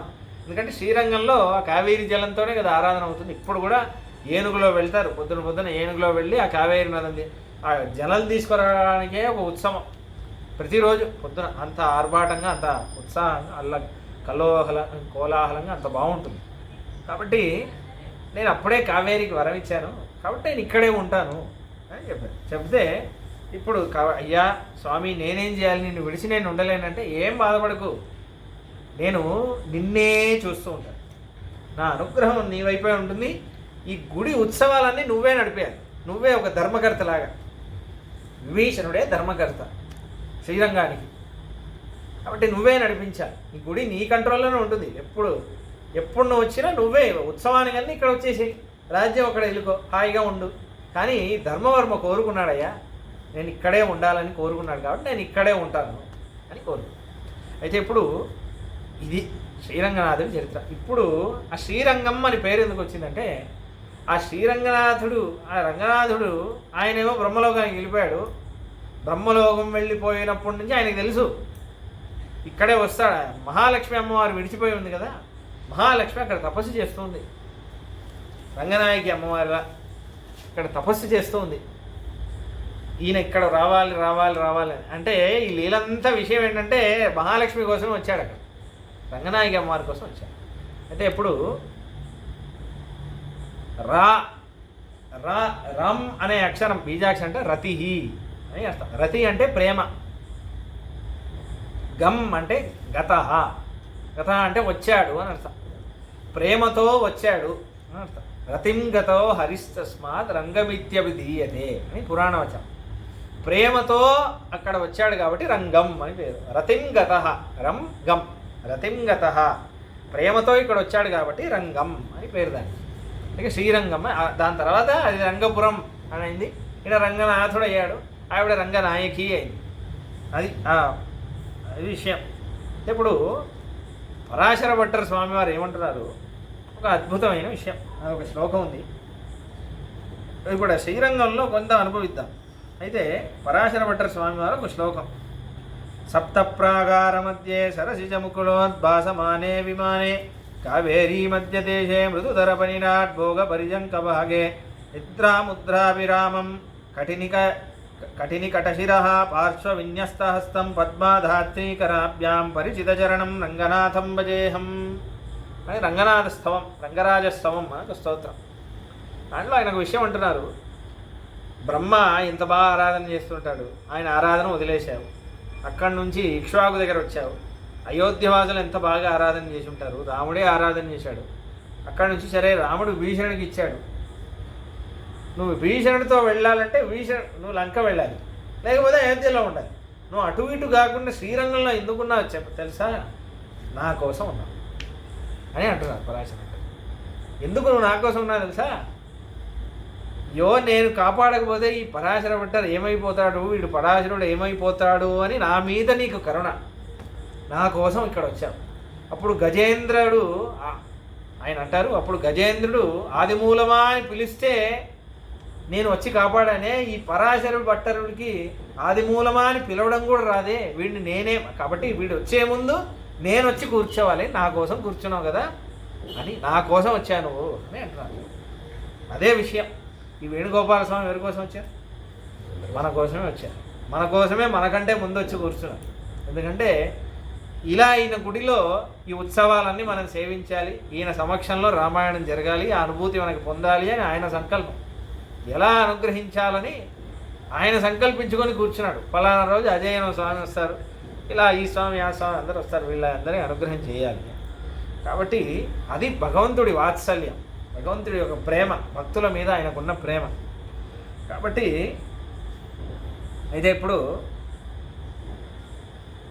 ఒక పాసురం ఉంది, తిరుమాలై ఒక తొండరడి పొడి ఆళ్వార్ ఒక ఆళ్వార్, ఆయన ఒక పాసురం తిరుమాలై అని ఒక గ్రంథం రాశారు, 45 పాసురాలు దాంట్లో. అయితే తిరుమాలై అనేది చాలా అద్భుతమైన విషయం మన సంప్రదాయంలో. అంటే దాంట్లో చాలా వేదాంత విషయాలని చాలా ఉంటాయి ఆ పాసనంలో. దాంట్లో ఒక పాసనం, కుడదిశై ముడియై వైత్ గుణదిశై పాదం నీట్టి வடதிசை பின்பு காட்டி தென்திசை இலங்கை நோக்கி கடல் நிற கடவுள் எந்தை அரவணை தீளுமா கண்டு உடலனக்கு உருகுனாமாலோ என் செய்கேன் உலகத்தீரே అనొక పాసనం. కుడదిశై ముడియై వైత్ అంటే పశ్చిమం వైపు కిరీటం ఉంది, గుణదిశై పాదం నీటి పశ్చిమం వైపు అది ఉన్నంతే, మన ఈస్ట్ ఏమంటారు, తూర్పు వైపు పాదాలని చాపాడు అంటున్నారు, పాదాలని పెట్టారు. ముడియై వైత్ అన్నారు, కిరీటాన్ని పెట్టాడు అన్నారు కదా, ఇక్కడ కూడా పెట్టాడు అన్నారు కదా, కాళ్ళు ఇటువైపు పెట్టాడు అన్నారు, కాళ్ళు ఇటువైపు చాపాడు అంటున్నారు. ఎందుకు చాపాడు అంటున్నారంటే అది చాపి చాపి చాపి చాపి ఆ పాదాలు భక్తులు ఎంత దూరం ఉంటారో అంత దూరం వెళ్తుందంట పాదం. అందుకే తిరుప్పాణాళ్వారు ఆయన గుడిలోకే రాలేదు ఆ కాలంలో, ఆయన తక్కువ జాతికి చెందిన వారు, ఆయన గుడి లోపల రాలేదు కదా. ఆయన ఏమంటున్నారు, తిరుక్కమల పాదం వందు ఎన్ కన్నినుళ్ళన ఒక్కిండ్రదే అంటున్నారు. ఆ పాదమే వచ్చి నన్ను అనుగ్రహం చేస్తుంది అంటున్నారు. ఆయన గుడి లోపలే వెళ్ళలేదు, ఆ పాదం ఎలా వచ్చింది, ఎందుకంటే పాదం అలా వెళ్తుంది. నీటి చాపాడు ఆయన. అయితే తూర్పు వైపు చాపాడు, పశ్చిమ వైపు తలను పెట్టాడు. వడదిశై పిన్బుగాటి, అయితే వడదిశై అంటే ఉత్తరం వైపు వీపును చూపించేలా, వీపు ఉత్తరం వైపు చూపించేలా పెట్టాడట. ఎందుకు వీపును ఉత్తరం వైపు చూపించాడంటే దానికి ఒక అనుగ్రహం. పెరియవాచార్య పిల్ల ఒక వ్యాఖ్యానం. வடக்கு திக்கு ஆர்ய பூமியாகையாலே சம்ஸ்கிருத புராணராய் ஆழ்வார்களின் ஈரச்சொல் நடையாடாத தேசமாகையாலே அத்தை திருத்தும் பொழுது பின்னழகெல்லாம் வேணுமென்றிருந்தார் అనొక వ్యాఖ్యానం. ఈ ఉత్తరం వైపు మొత్తం వేదం ఉత్తరం వైపే కదా, సంస్కృతం అంతా ఎక్కువ. ఆ సంస్కృతం వేద భాషే తెలుసు వాళ్ళకి, దివ్య ప్రబంధం తెలియదు వాళ్ళకి పాపం. దివ్య ప్రబంధం తమిళ ఆళ్వార్లు భక్తి సూత్రం వస్తేనే భక్తి వస్తుంది, భక్తి పరవశంలో మాట్లాడగలుగుతారు. వీళ్ళకి అది రాదు. వీళ్ళ మనసుని కరిగేలాగా ఏం చేయాలి? చాలా భగవంతుడి అందాన్ని చూపించాలి. భగవంతుడి శరీరంలోనే చాలా చాలా అందమైన అంగం ఏంటంటే వీపే. ఆ నడుము, ఆ వీపు చూశారంటే ఎవరైనా పడిపోవాలి. మన స్వామి కూడా ఎప్పుడైనా వెనకాల నుంచి, అంటే ఇంకా మూల విరాట్ వెనకాల మీరు చూడలేరు కానీ అంత అందంగా ఉంటాడు. ఆయన నడుము దగ్గర ఇక్కడ దామోదరుడు కదా, ఇక్కడ 2 మార్క్స్ ఉంటాయి. ఆ తాడు కట్టారు కదా, మన ఉత్సవ స్వామి కూడా 2 మార్క్స్ ఉంటాయి. ఇలా ఇటువైపు అందం, ఇలా నడుము ఉంగుతుంది, ఇలా 2 ఉంటాయి. అది ఆశ్చర్యం, అది కళ్ళు తిరుగుతాయి అది చూస్తే. ఇంకా మూలస్వామి అయితే మీకు జస్ట్ డిస్క్రిప్షన్ ఇస్తాను, మీరు ఊహించుకోండి. ముందు ఎలా ఉంటాడు, మీరు రోహిణి రోజు చూస్తే నిజరూప దర్శనం ఇలా ఉంటుంది, వెనకాల ఆవు ఉంటుంది, ఆవు మీద స్వామి త్రిభంగి ముద్రలు ఇలా ఉంటాడా, కానీ నిజానికి వెనకాల స్వామి కూర్చొని ఉంటాడు. ఆవు మీద కూర్చొని ఉంటాడు స్వామి, అలా కూర్చొని ఉంటాడు. ఆ నడుము ఇలా ఉంది, ఇలా ఉంది, ఇలా వస్తుంది, అందంగా ఉంటాడు స్వామి. చాలా ఆశ్చర్యంగా ఉంటుంది.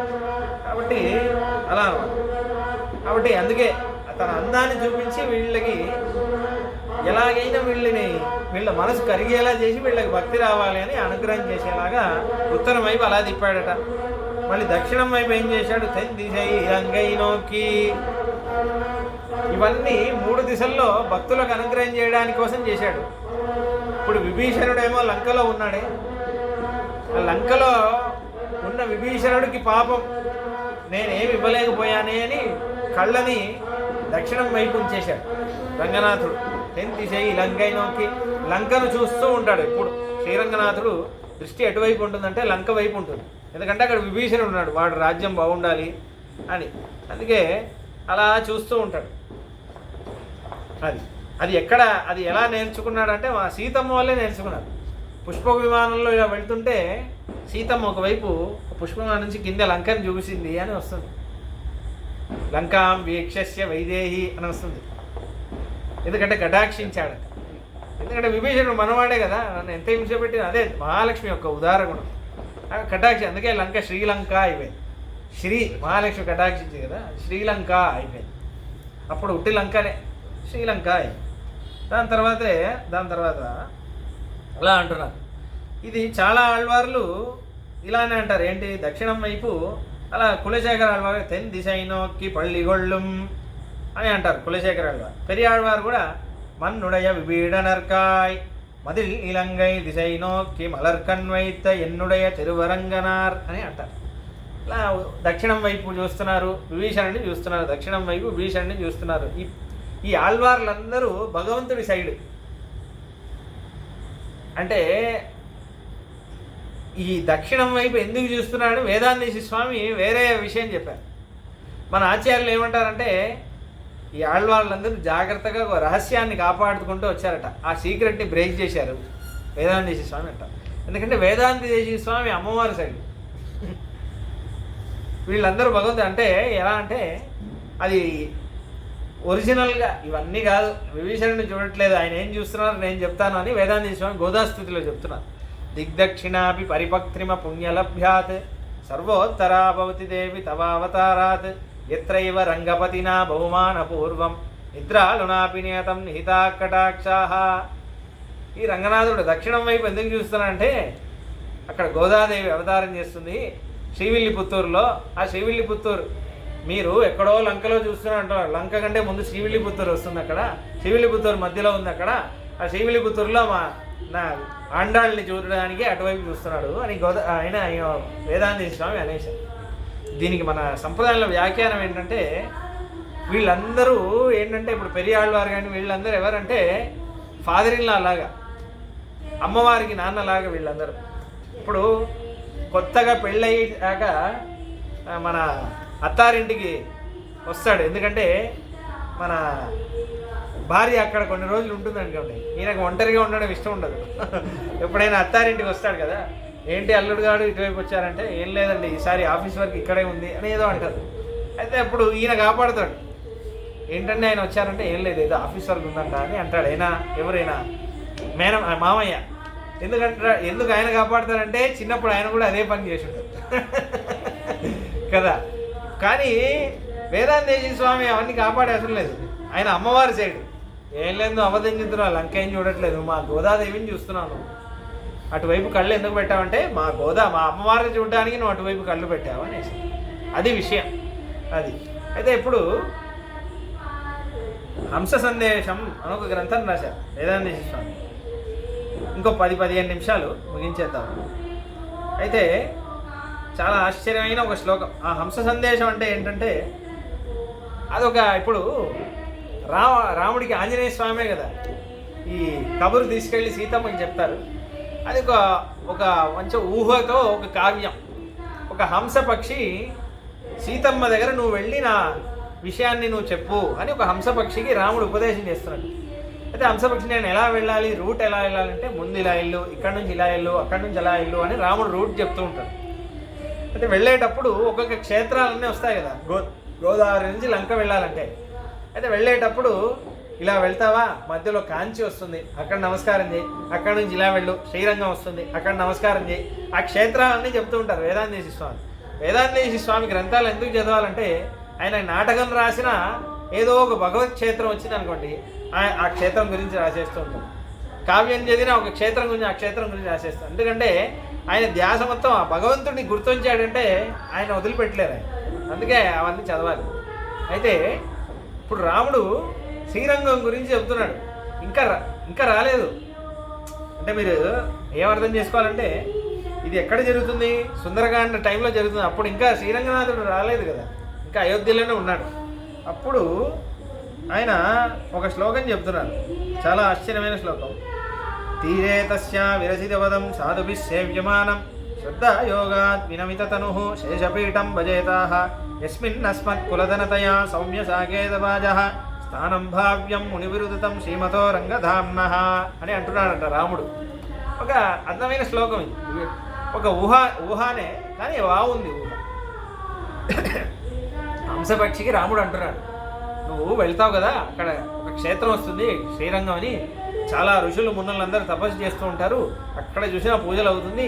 యస్మిన్ అస్మత్ కులధనతయా సాధుభిః సేవ్యమానం, మా కులధనం ఉన్నాడే శ్రీరంగనాథుడు, ఆ రంగనాథుడు అక్కడ వస్తాడు, ఇంకా రాలేదు వస్తాడు, కానీ ఇప్పుడే నువ్వు సేవించేసి, ఆ క్షేత్రం రాబోతున్నాడు కాబట్టి ఇప్పుడే సేవించు అని శ్రీరంగ క్షేత్రాన్ని రాముడు అన్నట్టు ఒక శ్లోకం.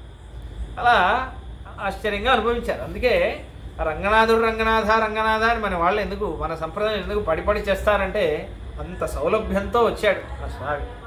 అయితే అటువంటి స్వామికి ఇప్పుడు రాముడు ఆరాధన చేస్తాడు. ఎలా ఆరాధన చేస్తున్నాడు, గతే ఇప్పుడు రామాయణానికి వద్దాం. రంగనాథ వైభవం చూసామా.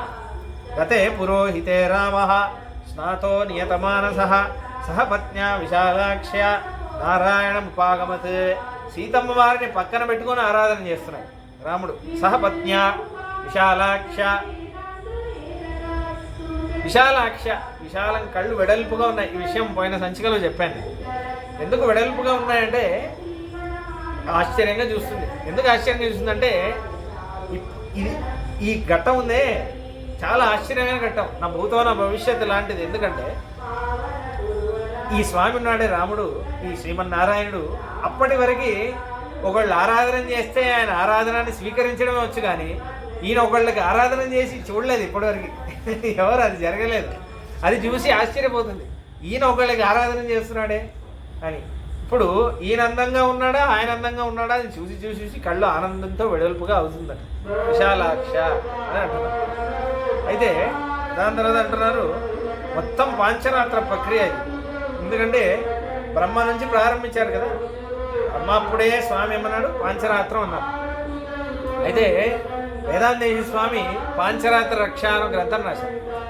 అప్పుడు వేదాంతేశ్వర స్వామి వారి టైంలో ఏమైందంటే కొంతమంది పాంచరాత్రాన్ని ఒప్పుకోలేదు. పాంచరాత్రం అనేది వైదిక శాస్త్రం కాదు అన్నారు.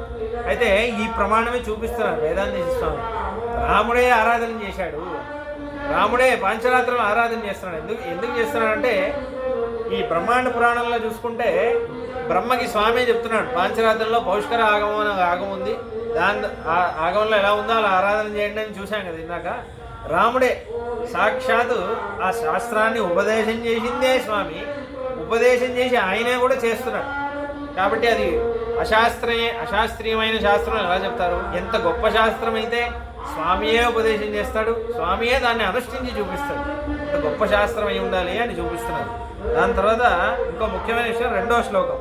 ప్రగృహ్య శిరసా పాత్రీ అభిషో విధివత్తతః మహతే దైవతాయాజ్యం జుహావజ్వలితానలే మనకు విషయం. అయితే సీతమ్మ ప్రసాదం వండుతుందట. ఇప్పుడు కూడా మీరు అయోధ్య వెళ్ళారనుకోండి, సీతా రసోయి ఒక గది ఉంటుంది. మీరు అయోధ్య సీతమ్మ రంగనాథుడికి ప్రతిరోజు అక్కడ ఉండేది అన్నం, ఆవిడే ఉండేది. అయితే వండుతూ పెడితే ప్రగృహ్య శిరసా పాత్రీం, రాముడు తల మీద పెట్టుకొని మడిగా తల మీద ఆచారంగా ఇలా తీసుకొస్తున్నాడు ప్రసాదం. తీసుకొచ్చి అభిషో విధివత్తతః అక్కడ ఆరాధన చేసి హోమం కూడా చేస్తున్నాడట. రంగనాథుడికి ఆరాధన చేసి అభిష హోమం కూడా చేసి మహతే దైవతాయాజ్యం జుహావజ్వలితానలే. ఇక్కడ ఒక విషయం, ఎంత ఆచారంగా తీసుకొస్తున్నాడు. మన పాంచరాత్రంలో ఒక ప్రమాణం ఉంది. ఏం ప్రమాణం అంటే భగవంతుడికి మనం ఎంత గౌరవంతో శ్రద్ధతో ఆరాధన చేస్తామో భగవంతుడి మీద మనకి ఎంత భావన ఉండాలో అదే భావన భగవంతుడి పాత్రల దగ్గర కూడా ఉండాలి. భగవంతుడికి యూజ్ చేసే పాత్రలు, ధూపం కానీ దీపం కానీ అన్ని వాటి దగ్గర కూడా అంతే ఆచార శ్రద్ధ భక్తి ఉండాలి.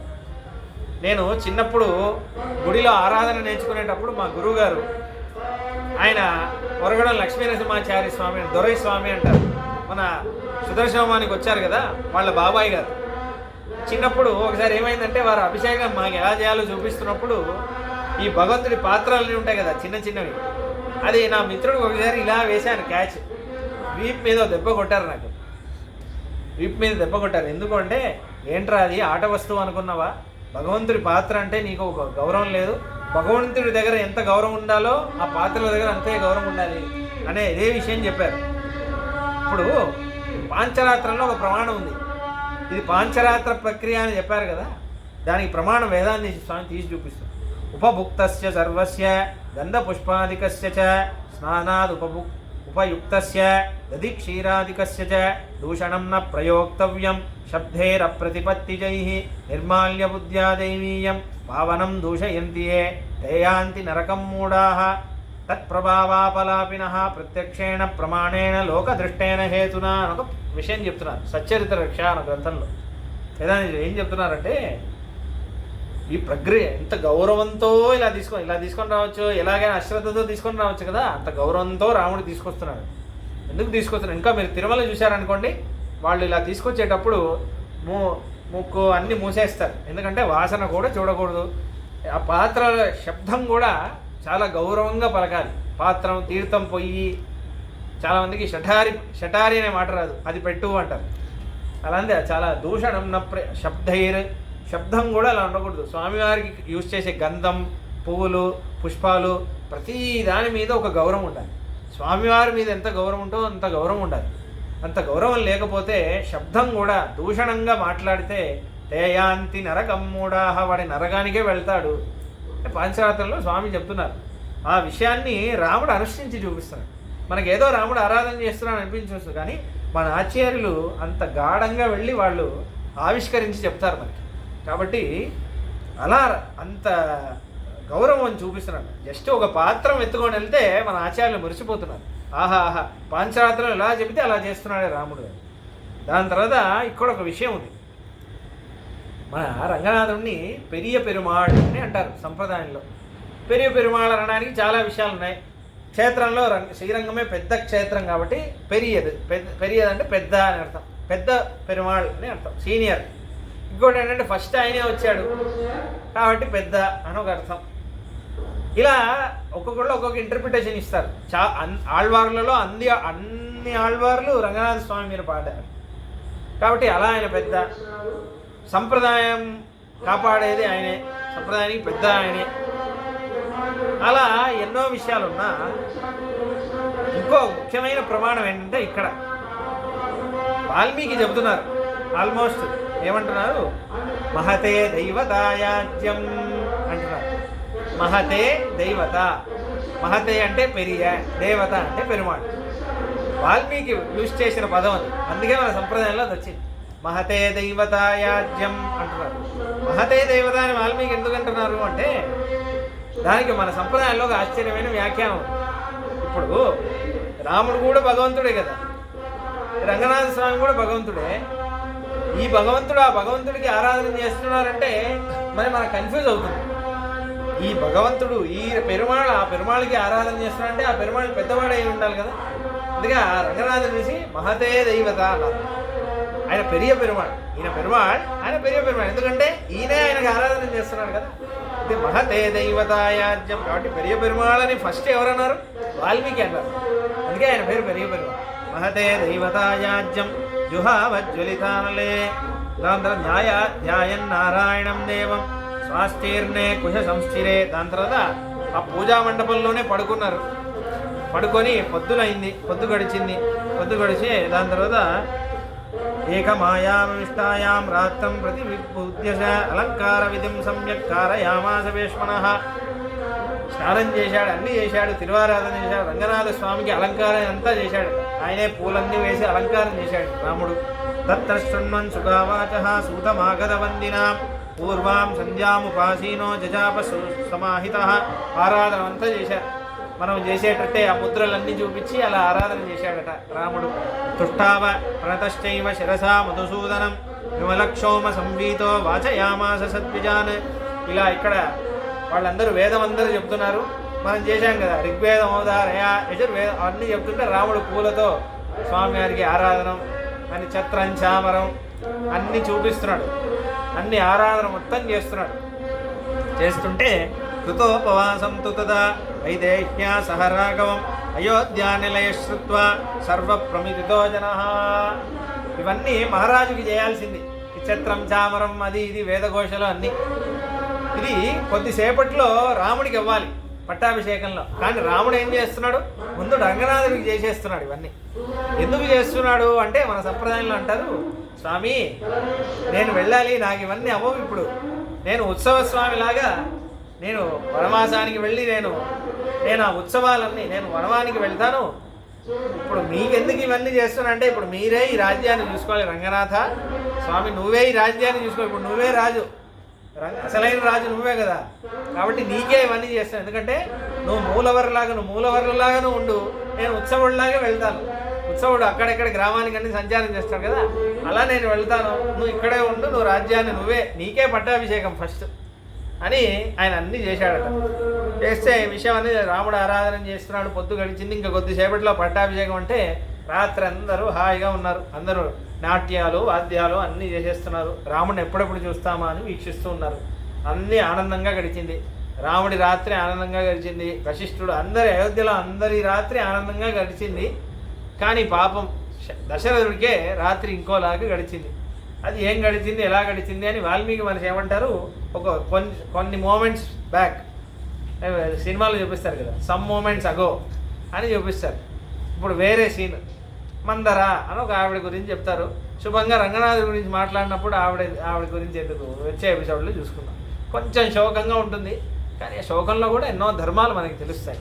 కాబట్టి ఆ విషయాలన్నీ వచ్చే సంచికలో చూద్దాం. మంగళం కోసలేంద్రాయ మహనీయ గుణాబ్దయే చక్రవర్తి తనూజాయ సార్వభౌమాయ మంగళం. ఏమేతత్ పురావృత్తం ఆఖ్యానం భద్రమస్తువః ప్రవ్యాహృత విశ్రబ్దం బలం విష్ణో ప్రవర్ధతాం. లాభస్తేషాం జయస్తేషాం కుతస్తేషాం పరాభవః. ఏషామిందీవరశ్యామో హృదయే సుప్రతిష్ఠితః.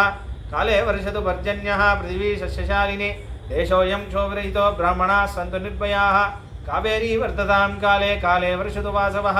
శ్రీరంగనాథో జయతు శ్రీరంగశ్రీశ్చ వర్ధతాం. చతుర్ముఖేశ్వరముఖైః పుత్రపౌత్రాదిశాలినే. నమః సీతాసమేతాయ రామాయ గృహమేదినే. జయతి యతిరాజసూక్తిः జయతి ముకుందస్య పాదుకాయుగళి. తదుపయతనాస్త్రివేదయమవంతేంతో జయంతి భూషంతః కవితార్కిక సింహాయ కళ్యాణ గుణశాలినే. శ్రీమతే వెంకటేశాయ వేదాంత గురవే నమః. స్వస్తి ప్రజాభ్య పరిపాలయంతాం న్యాయేన మార్గేణ మహిన్మహీషాః. గోబ్రాహ్మణేభ్యः శుభమస్తు నిత్యం. లోకాः సమస్తాः సుఖినో భవంతు. జై శ్రీరామ్. జై శ్రీరామ్.